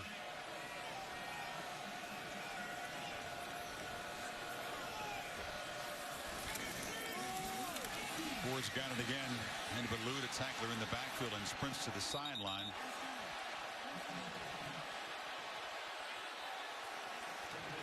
It's Danny O'Brien who is out on the edge there. Good boy. Yeah, pretty good effort there by Danny O'Brien. These guys are holding up there against this tempo offense, and because they're slanting so much, occasionally they're slipping by and hitting a crease within that offensive line and shooting a gap. On 3rd down, the Sooners just 3 of 9. That's an incompletion over the head of Duron Neal. That's one thing that Stoops and the offensive staff won't love about tonight's game. They haven't been very efficient on 3rd down at all. Yeah, 30%. That's not good at all. I mean, and that's something that Tennessee, they talked that they have to have an ability to get Oklahoma off the field. If you take away the miscues, the kind of blown assignments for this defense where they've given up some big plays and touchdowns, we've said it all night long. You've got to give Tennessee a lot of credit for the way their defense has hung in there and given themselves at least a chance to try to get back in the game. Jed Barnett, they come after it. Let's get it away. And that's Cameron Sutton calling for a fair catch at the 32-yard line. Second one in a row. Yeah. They almost got. Well, stay tuned after the game, except on the West Coast, for your late local news on most of these ABC stations. Over on ESPN Sports Center, around the highlights of the day in sports. Some surprises again in college football. Boston College up 13 on USC and Chestnut Hill, the team we saw win at Stanford last week. It's amazing. We've seen some teams that have struggled with prosperity. Virginia Tech going back home after beating Ohio State, losing to East Carolina. Now USC, they go up into the top 10 in this week's rankings, and they're down big right now against Boston College. On first down, they hand it off to Hurd, and the freshman breaks into the secondary. Jalen Hurd shows the speed, not shoved out until he gets to the 25-yard line. And now Tennessee threatening again. Watch the true freshman, tight end Daniel Helm leading the way, picks up a block on Dominique Alexander. And this is what Tennessee fans are so excited about. Hurd is 6'3", 227 pounds, true freshman. Now he'll line up down here in the slot at the bottom of the screen. But this guy is the future of Tennessee's football's offensive team. He got 43 yards, hadn't done anything running the ball all night.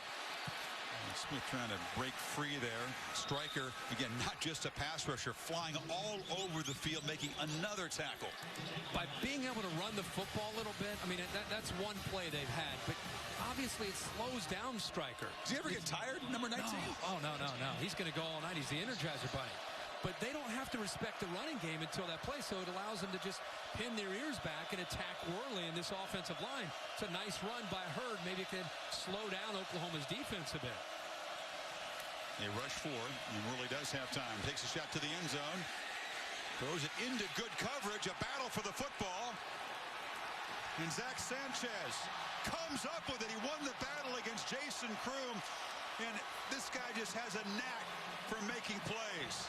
A risky throw by Worley, but this is a very, very athletic interception.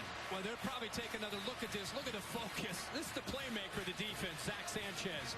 Never gives up on the football, gets his foot down, completes the catch all the way through. That is a heck of a play. Keep in mind that Kroom is 6'5". What you didn't see there, maybe we'll take another look at it, is the way Sanchez used his body to position himself to be able to make the play. He didn't let Kroom get to it. And the replay, we'll take another look. Watch how he pins the ball with that right arm against the shoulder pad, then brings the hand up, foot still inbounds. Kirk, if it stands, his 5th pick in the last 6 games. He's become the playmaker, as I said, Chris. Had another guy who had a great Sugar Bowl. Just a guy that has a knack for that ability to make big plays. And it will stand after reviewing. So a huge takeaway for Oklahoma. They try to guard this lead, and they'll go back to work in the final seconds of the third quarter here. A short gain for Ford. What I was impressed with was not just the way he pinned the ball against his shoulder pad, but how he kept Kroom away from the football. I mean, that ball is basically thrown up for Kroom to have a chance to be able to make a play on it because of his size. And I just love how Zach Sanchez, the technique that he uses. Watch him use his body. See how he's slowing Kroom down? He's not letting Kroom get to the football, and he slows him down to be in position for the football to come up with, by far, one of the greatest interceptions we've seen this year in the early season.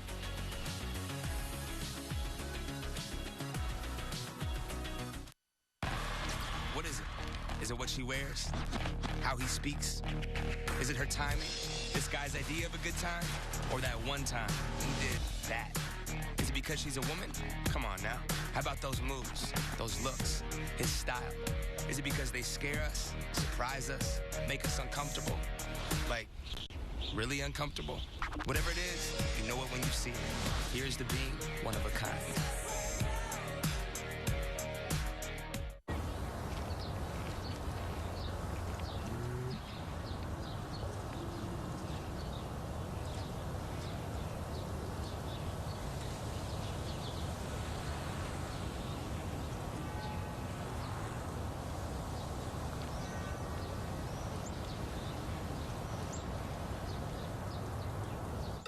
Introducing our new grilled chicken. Hungry for more? Go to grilledlove.com. It's the Buick. Sir. Buick. Where's the Buick?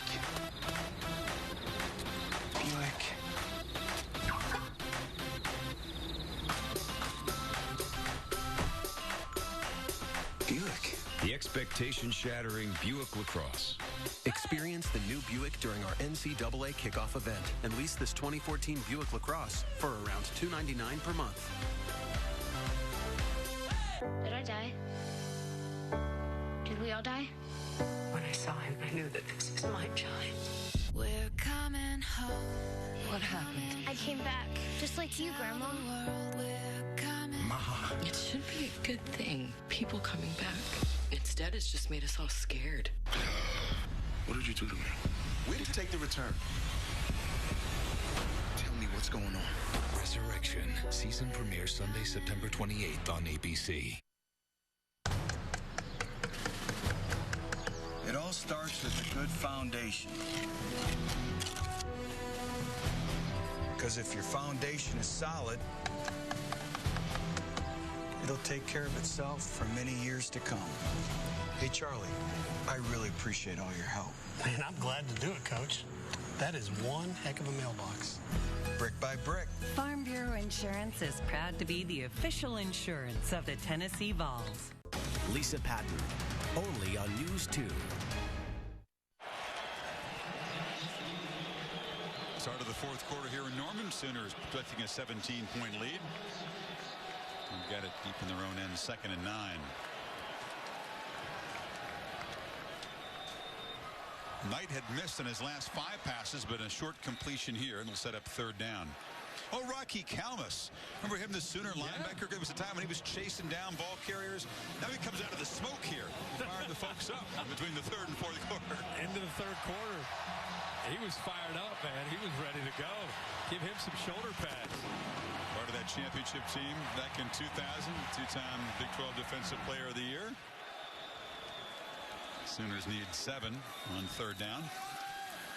Knight fires over the middle, incomplete. Tried to get it to K.J. Young. No flag. Knight was hit by Owen Williams after the throw. Yeah, Jordan Williams has done a nice job, and Owen Williams comes in more athletic when they get to 3rd down. Now Oklahoma just 3 of 11 on 3rd down. So they're winning this game. They're in control of this ball game, but they're going to have a lot of work to be able to show these players about being able to execute and give themselves a better chance of picking up 1st downs. If you're going to run tempo, you've got to be able to convert at a higher rate on 3rd down. That's the whole idea behind that, is keeping a defense on the field to wear them down. Knight has missed on 6 of his last 7 passes. Here's the punt, fielded, and the spin away is Sutton. Covered at the 38. To Chris Cotter for an update. All right, Chris, time for the Dr. Pepper Conference update. The Pac-12 favorite in trouble, but fighting back. Cody Kessler, the easy pitch and catch with Nelson Aguilar here. Trojans down 6, but BC has possession. About 4 minutes left to go in this one, Chris. Top 10 team in trouble on the road. Keep an eye on that one. Thank you, Chris. See the impact that Oklahoma pressure tonight.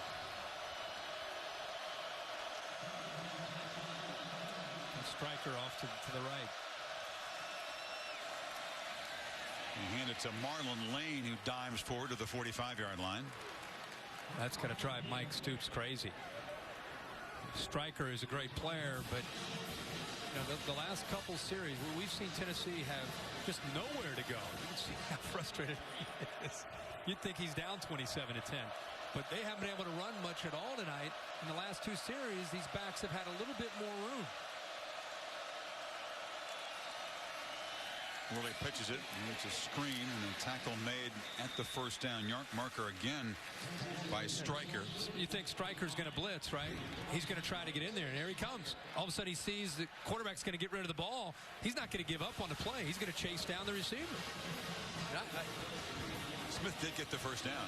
Yeah, but I just think it's his attitude. He really represents this Oklahoma defense with a relentless attitude.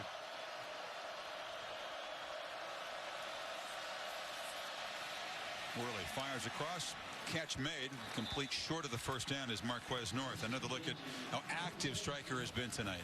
Yeah, he has. I mean, he's been the guy that Mike Stoops has decided to turn loose, much like he does most games that they play. He's undersized at about 220 pounds. He's built like a safety, and yet he does a great job of being able to get around these offensive tackles and being so elusive and so quick.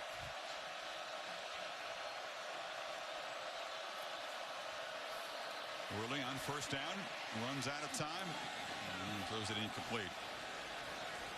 Josh Malone took a detour on this play. I don't know if he didn't expect to be in the route, because the quarterback, as he dropped back, Worley's looking to the play side to the right, and nothing was there, so he turned back to try to get the ball thrown out before he's going to get sacked, and Malone was just kind of running down the field. Again, another true freshman for the Tennessee offense out of the field.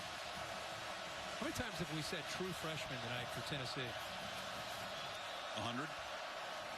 There's another true freshman. Hurd breaks into the secondary, flashes the speed, and hammers down inside the 15. So after doing nothing all night with the running game, Hurd has had a couple of good runs. Yeah, and the left tackle this time, really good job of picking up his block. Kirbyson and also the tight end, Daniel Helm, sustaining. Nice double team there. And Jalen Hurd giving us a preview of what's to come throughout the rest of this year and a very bright future for this Tennessee offense. Those two big runs, Kirk, and Hurd is within 5 yards of 100 yards tonight, averaging almost 8 yards a carry. Hurd and Marlon Lane in the game. Hurd's got it again. This time it's a 1-yard loss. Nowhere to run as Peterson shut him down. Well, just the threat of them being able to run the football can slow down the pass rush. And the other thing, in that time, again, you're still going up against those monsters in the middle there for these offensive linemen. But just the threat of that running game, Chris, and the tempo of the offense, they can also wear down the Oklahoma defense. It works both ways. Sooners are rotating D linemen in there, though. Worley, this time they roll the pocket. He has time, and he escapes. Worley with a stiff arm, brought down inside the 5 by Jordan Evans. Great job not giving up on the play by Justin Worley. Again, think about everything he's been through. He rolls left. There's nothing there. Instead of throwing it away, he sees an opening there and almost is able to get away from Evans and get into the end zone. But by deciding to keep the football, now look at this third down as opposed to being 3rd and 10. Amazing how those two runs by Hurd have kind of stifled OU's pass rush. 3rd and 2.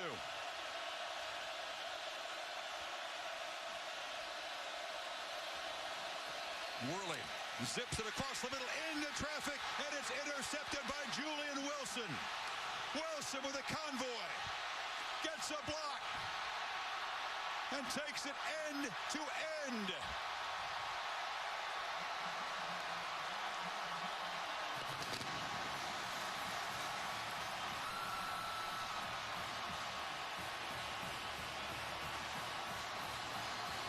A 100-yard sprint for a pick 6.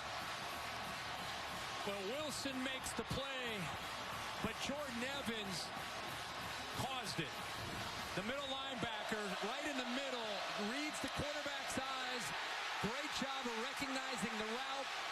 Gets his right hand on the football, and that's what sent it up into the air, where Wilson's able to get the interception and give Tennessee a dagger to this football game. Nice play by Wilson, but Jordan Evans set that play up. He prevented the touchdown the play before, and then he comes up with a deflection to cause that ball to go up into the air. We're going to review this. Did Wilson cross the plane of the goal line before he dropped the ball?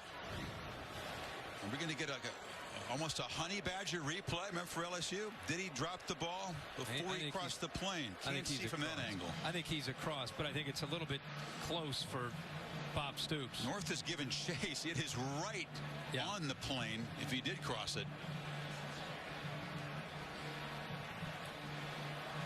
Tough angles so far. Nothing where you could overturn the call.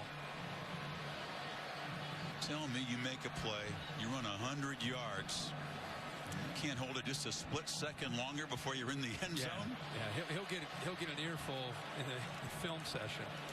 I don't think I haven't seen anything yet that's going to make them turn this thing over. Without that look right down the goal line, it's difficult to see. He was very close. And again, this Big 12 replay crew has to have indisputable visual evidence to overturn the call on the field. That's a tough call for officials who are sprinting down the field to see it when they call it live. Yeah, here's the linebacker right in the middle here. See his eyes? He's looking around. He's reading the quarterback. He's looking around to the routes, trying to feel where that ball might be going. It was an empty backfield, so it's either a quarterback draw or it's a quick throw. It's one or the other. Quarterback didn't show it. He's not going to run the ball, so right away he gets his hand in there and knocks that ball loose. The ruling, we were looking to see if the runner dropped the ball prior to crossing the goal line. He did not. Touchdown.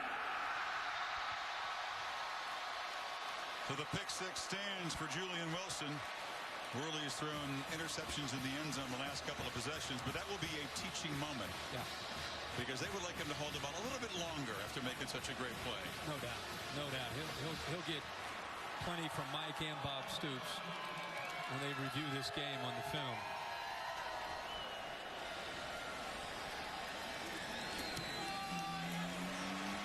Honeycutt adds the PAT. And Oklahoma's defense comes up with a huge play. Julian Wilson from one goal line to the other, barely with the football. And Oklahoma stretches it to 34-10.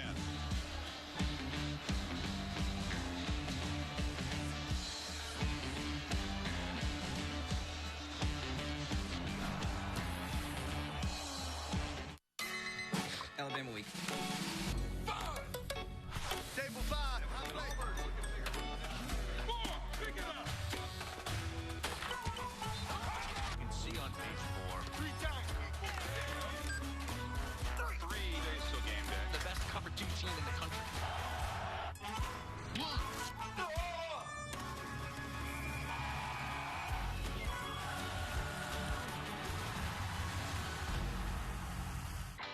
What does T-Mobile have that AT&T doesn't?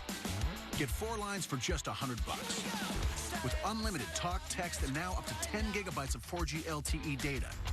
So much for AT&T's best ever family pricing. T-Mobile's got 4 lines for $100. Up to 10 gigabytes of 4G LTE data. So make the switch to T-Mobile. We'll even buy you out of your service contract. So you can get 4 lines for $100 today.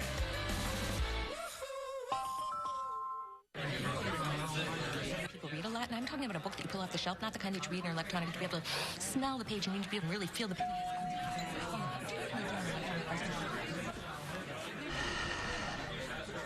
Hello, Jimmy John's.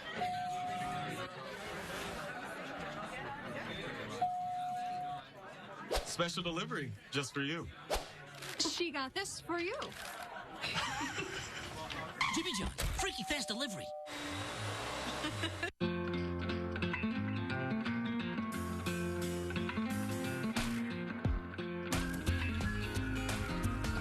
The most amazing thing about the Ford Fusion isn't the way it looks. The most amazing thing is the way it sees.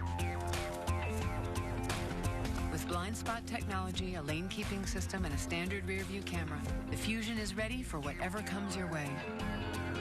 Go prepared. Go further. From the executive producers of Grey's Anatomy and Scandal comes America's next obsession. That's how you get away with murder. Premieres Thursday, September 25th on ABC. See Keith Ford, the sophomore running back, limping to the locker room. But Julian Wilson with the second 100-yard interception return in Oklahoma history. Got to go back to Al Needs, Kirk, in 1945. Feet matched by Wilson just now. Kickoff bounces through the end zone. Back to Chris Cotter for an update. Chris, UCLA and Texas in a close game in Arlington. Tyrone swoops. This is his second touchdown pass of the night. John Harris hauls this one in. Brett Hundley exited this game with an elbow injury in the first half. Horns by 4 late. Very, very rough night for LA football as USC goes down to Boston College. Brett Hundley hurt earlier, and the Bruins up against it now, trailing late. That is 2 big losses for both teams in Southern California, both thinking that they had a chance. They're still, thinking about trying to get to a playoff. Struggling in non-conference play. As Jim Morris Sr. once said, playoff. Talking about playoff. His son knew that the Bruins hadn't really responded very well to the hype. He wanted them to play as underdogs. Easier said than done. But UCLA, is that some heroics there by the Bruins late in Arlington? Yeah, it looks like UCLA. Posted there. Don't put a fork in LA yet tonight.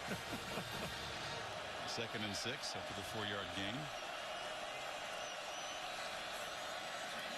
Worley takes a shot. Far side, delivers complete. And breaking free is North across midfield. That's a great throw. That's a great throw again by Justin Worley. A little bit late, thrown back. You know, you'd love to throw this towards the sideline. And then Sanchez, if he's in better position, can make a play on the ball. But because the ball is thrown on time, even though it's a little bit behind his receiver, makes it tough for Sanchez to get there. And Sanchez, instead of playing the receiver, he plays the ball. And that's what allowed North to make the play and still get upfield for more yards. And Sanchez, who made that acrobatic interception in the end zone late in the 3rd quarter, is down on the field. Remember, he fought through a shoulder injury from last week to be ready to go this week. Seems to be okay. All that Worley has been through, Kirk, all the times he's been hit and harassed and a couple interceptions in the end zone, still up making throws like this. Yeah, and again, what a concentration by North to be able to make that catch. Sanchez, you know, I don't know what he may have hurt, but he got up pretty quick, and he'll be back, I'm sure, right back out in the field. Ball's in Sooner territory. Handed off inside, and that's shaking a tackle is Marlon Lane. The ball running game did absolutely nothing in the first half. Much more effective after halftime.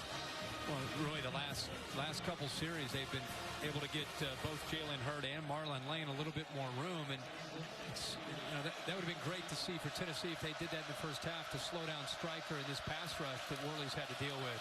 This is Hurd cutting it back. He'll get a first down about the 38-yard line. Stryker tackle him again. Yeah, they had room to run into the middle, but look to the outside. Stryker's the guy that chases the play down from behind. Otherwise, Jalen Hurts able to get another maybe 5 or 10 yards. This guy's all over the field. 200, I keep saying it, 220 pounds. Just a relentless player with tremendous instincts.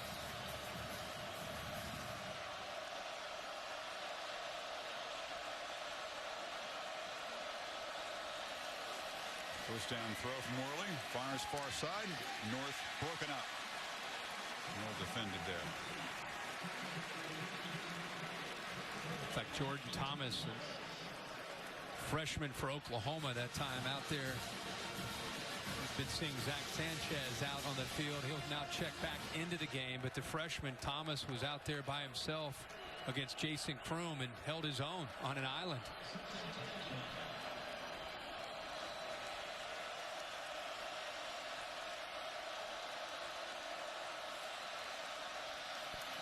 Worley on second and now fires far side again. Once again into traffic looking for North. It'll be 3rd and 10.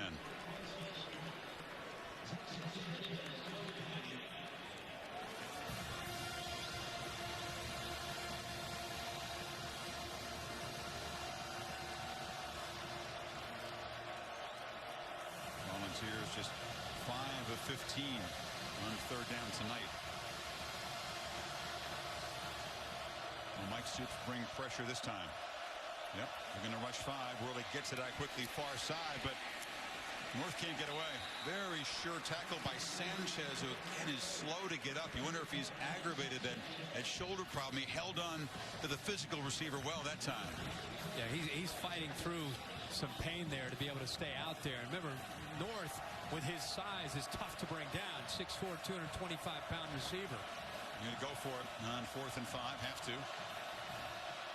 You can see he's just favoring that right arm. Worley looks left immediately. Fires that direction. Oh, almost intercepted again, and Quentin Hayes was thinking about a pick six of his own. But what Oklahoma is doing a good job of is the awareness of the down and distance and where the first down marker is. They are breaking on the football, and they understand that Tennessee, they need to get 3 or 4 yards. Their coverage is right at 3 or 4 yards. You can see both strikers out there. Quentin Hayes is out there. Everybody's staying right there. And it's really, really tough for Justin Worley to try to get one into that coverage.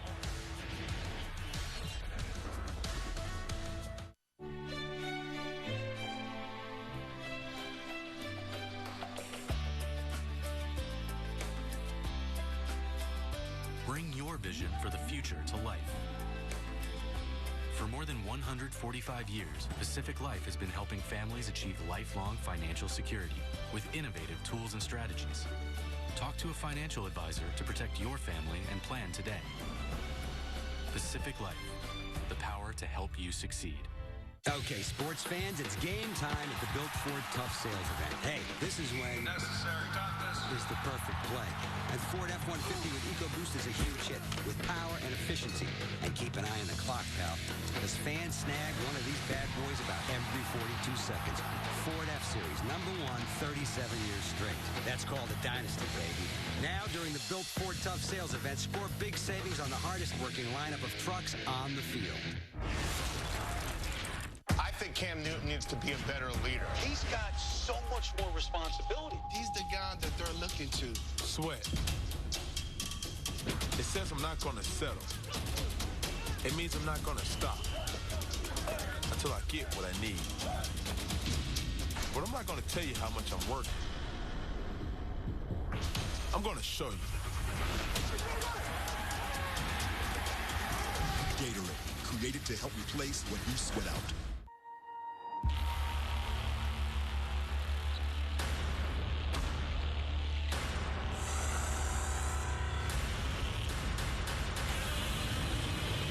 Godzilla, own the digital HD or Blu-ray. Saturday Night Football, presented by Wells Fargo. Brought to you by Pacific Life. For insurance, annuities, and investments, choose Pacific Life. The power to help you succeed. Ford. Beautiful things happen when you go further. And Gatorade. Gatorade knows it all begins within. Win from within. Crystal ball from the 2000 BCS championship team. Bob Stoops very intense as he tries to get to 89-5 at home. Year 2 won that championship. This is Piran, the physical freshman. They're trying to rip the ball out as they tried to do earlier when he barely held on to possession. But with Ford now out of the game, he went into the locker room. Now, obviously, Ross and Piran will have to carry the load the rest of the way. Ross is more of a slender, more explosive back, number 28, and Piran, who's in, is more physical, true freshman who can pound it between the tackles.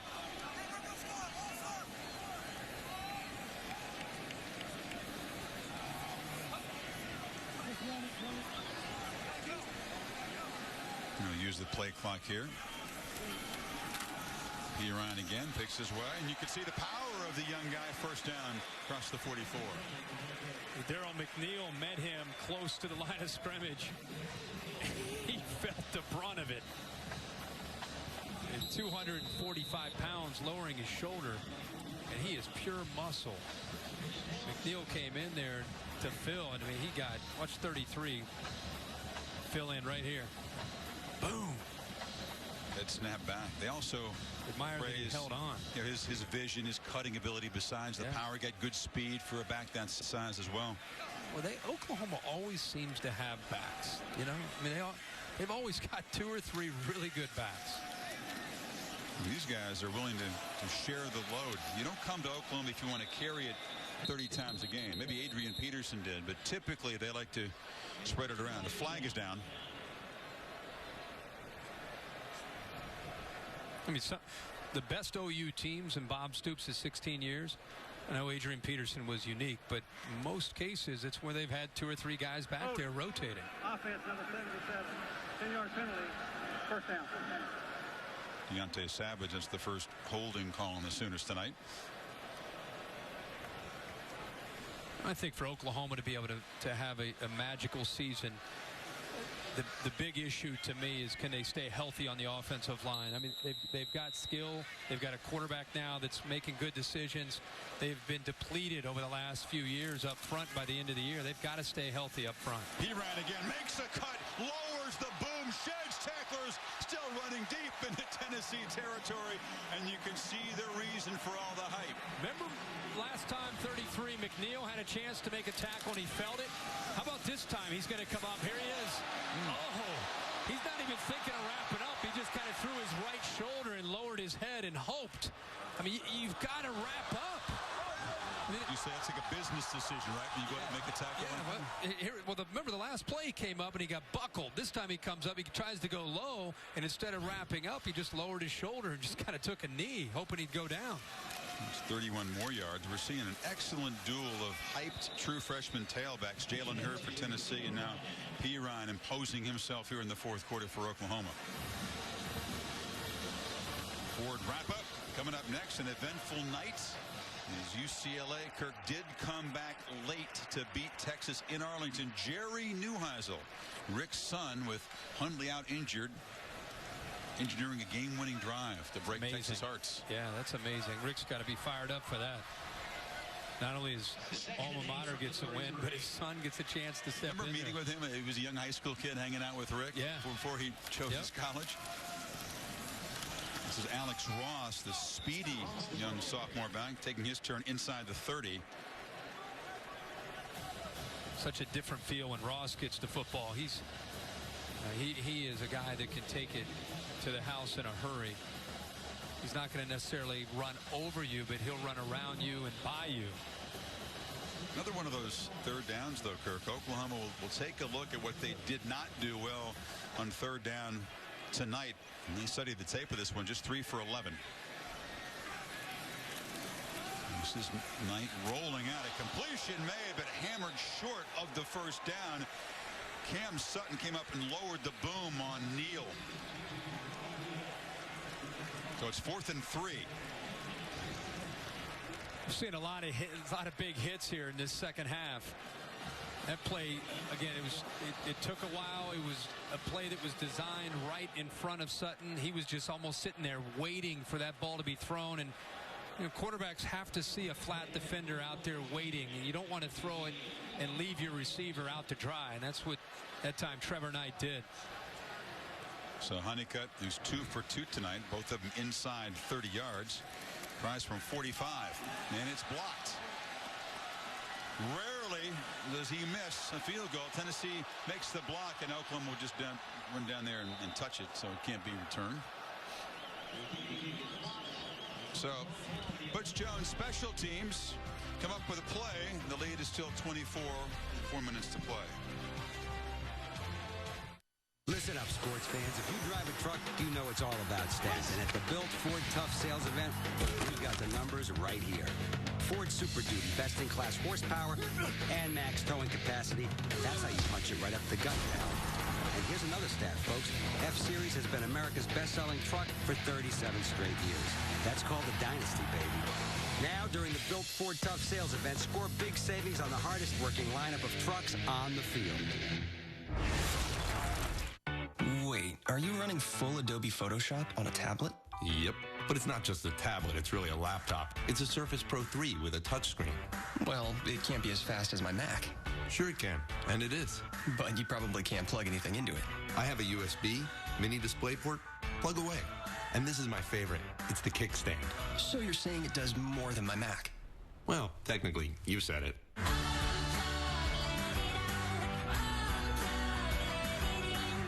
You drop 40 grand on a new set of wheels, then wham, a minivan T-bones you.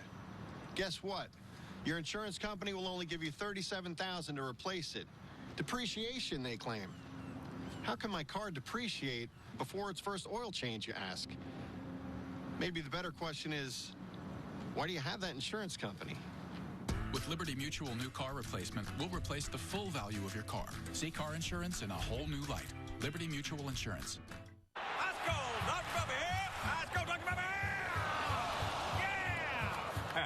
Larry Culpepper. I'm watching you. You're good, man. You heard about the playoff, right? Woo! It was pretty much my idea. I mean, play football. Keep it alive out there. This is like the first real season of college football. Did you play last year? Didn't count. All right, man. Gotta get back to work. All right, good. Let's go. Knock him hip. Modern Family season premiere. Wow. I'm ready now. Let's go. ABC Wednesday, September 24th. Let's take a look at our Pacific Life game summary. And Oklahoma's defense has really done a good job of getting after Justin Worley in so many different ways with the pressure.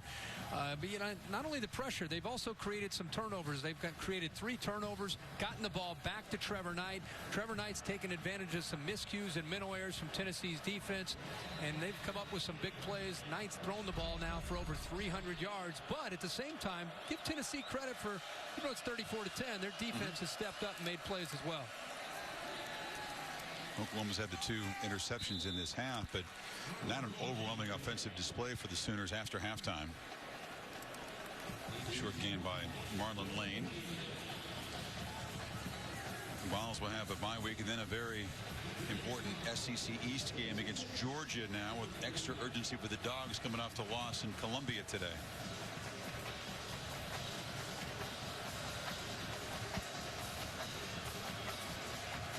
Will be between the hedges after a bye week next week.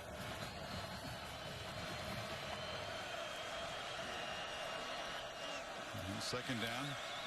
There's a handoff inside again, a short gain for Lane.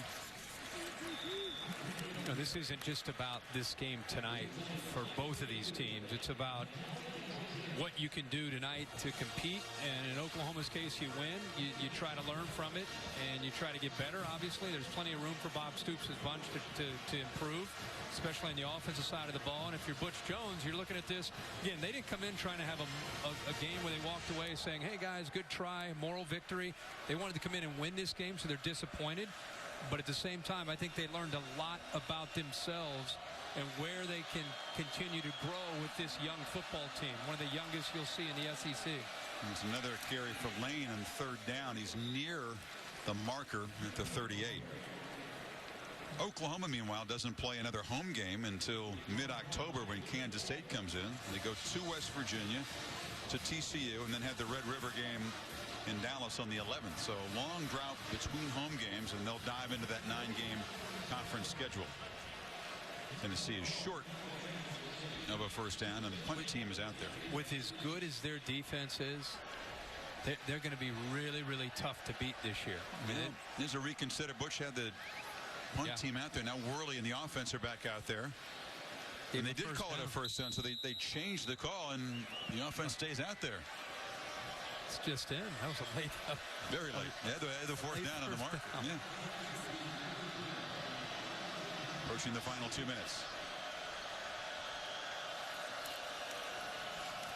And we're just feeding Lane here late in the ball game. I was going to say, I just think Oklahoma, this team, we've watched these guys pretty closely for the last 15 or 16 years. They've got a different feel about them. And I think the Sugar Bowl win was really key in creating confidence. But I just think they've done a great job of recruiting guys that kind of Oklahoma type of guys. Gritty, tough guys. Striker's a great example of that. Grissom's a great example of that. These guys are playing as a team. This defense, because of how consistent and relentless they are, it'll be fun to see how far they can take it this year. Well coached, athletic, and a bunch of guys in that defense that have a playmaking knack. We've seen Sanchez and Wilson make huge interceptions in the second half here. Lane again tries to break free. Another first down up near midfield. And the clock ticking down. Minute 10 to go. And on the other side, I mean, Butch Jones in his last year, he signed 32 recruits. National letter of intent. He's already, I think he has room for 3 or 4 more. He's out on the trails doing very, very well already. With all the verbals, they're going to sign 25 or 26 again next year. So the future is bright. It's just trying to take baby steps with a young team like this when you go into this kind of environment, or when they go into the SEC in tough environments, and trying to continue to grow to try to win this year, not wait for the future.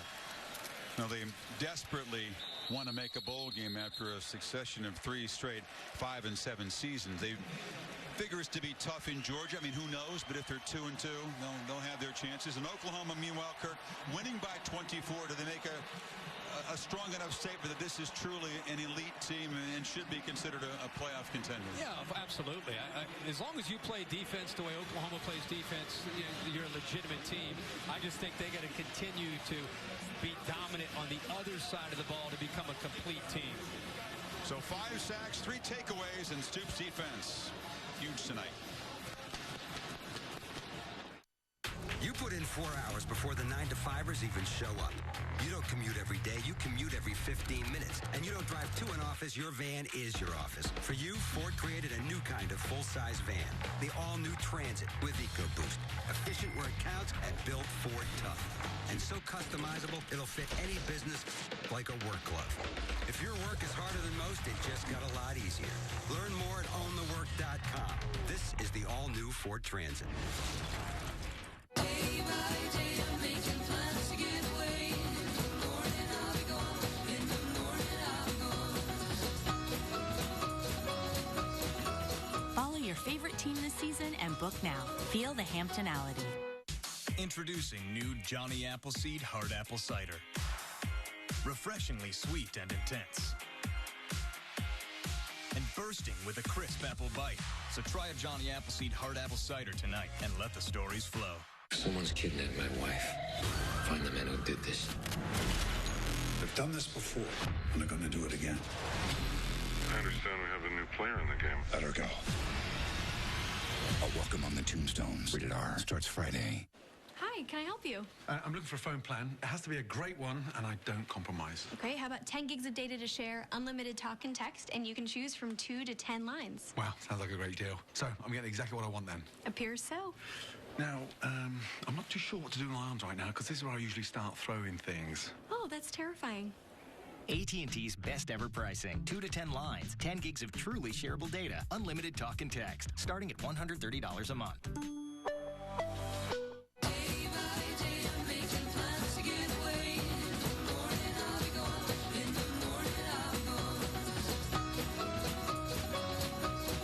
Make the most of your weekend before it's gone. Be a weekender and book your stay at Hampton. There you go. Tampa, Florida is in the building. Yeah, sure is. The Floridian Eric Stryker celebrating. He's excitable. And an exciting period. Let's get into Heather with Coach Stoops. Chris, thanks so much. Coach, congrats on the win. Now, you came in unbeaten, but some would say unproven as well. What did your team show you tonight? We made some improvement. We still, it's young. We're still young in the season. It's only the 3rd game. We've got a lot we can be better at, and that's what we'll keep pushing for. It's you try and build through the year. Oklahoma seems to always pride itself on its defense. What did you think about the way that your defense performed tonight? I thought they were incredible. We let the punt hit us in the back to give them field position, and then we were out of another series with we got an offsides that gave them another chance. But other than that, we played fabulous. They got great pressure to the quarterback all night, really eliminated the run game, and did what we needed to. Coach, up in the booth late in the game, there was a lot of talk about how this Oklahoma team just feels a little bit different. In your mind, what makes this team special and unique? Well, we're working on it. I love the team, their character, their attitude. All of it. We got great leaders like Trevor, one of our captains. We got a great team as far as our attitude, work ethic, all of that. Now we just got to keep getting better. We've got to keep improving in technique and fundamentals and try and build to be better every week. Coach, congrats on it. And Trevor Knight certainly showing a lot of confidence out there. You are the guy this year. Last year split some time with Blake Bell. How has that helped your confidence, really knowing that this is your team? It's been huge. And, going into the offseason, kind of being that guy was big, kind of getting the guys going around me. And I think it shows out here. This was a big win for us. SEC coming into town, it was big for us, big win. Yesterday we talked, and you told me that your goal was really to stay calm and stay relaxed out there. How were you able to do that against a team that a lot of people thought might give you a bit of a challenge? I think it was in the locker room beforehand. You know, we were all calm, relaxed, ready to go, and then we came out and played fast again. Got the field goal there early, but then got on them pretty quick. You know, that's what we try to do every week, and, you know, it proved strong here. And how can a win like this really send a message and set the tone for what's to come the rest of the season? Well, you know, it was a big game, you know, nationally televised game. It was big for our program. The fans came out and did an excellent job, and then just the way our defense played, the way we played early, it was pretty good for us. Was good indeed. Thanks, Trevor. Thank you. Back to you guys. 9 Big 12 games coming up. The next 3 are away from home. He had a 308-yard game, but they don't convert a third down after halftime. So there's plenty to work on for that Oklahoma offense. And I think that's what Bob Stoops was telling Heather, is that, hey, it's a solid win. I mean, you win 34-10. You feel good about it. But the great news is they can get better in every phase of the game, special teams and offense, especially. And the defense, as good as they look, they'll still continue to get better. So I think for Tennessee, they also get back to the drawing board, learn a lot from some of the mistakes, and see what they can do once they get ready for conference play. Every opponent will have to deal with number 19, Eric Stryker, and that Oklahoma defense is Zach Sanchez and Julian Wilson made picks in the end zone. Wilson took his 100 yards. 34-10 is the final. Oklahoma next Saturday night on ABC. We're in Tallahassee to see Clemson take on number 1 Florida State. Now it's time for the Ford wrap-up. Let's check back in with Chris Cotter.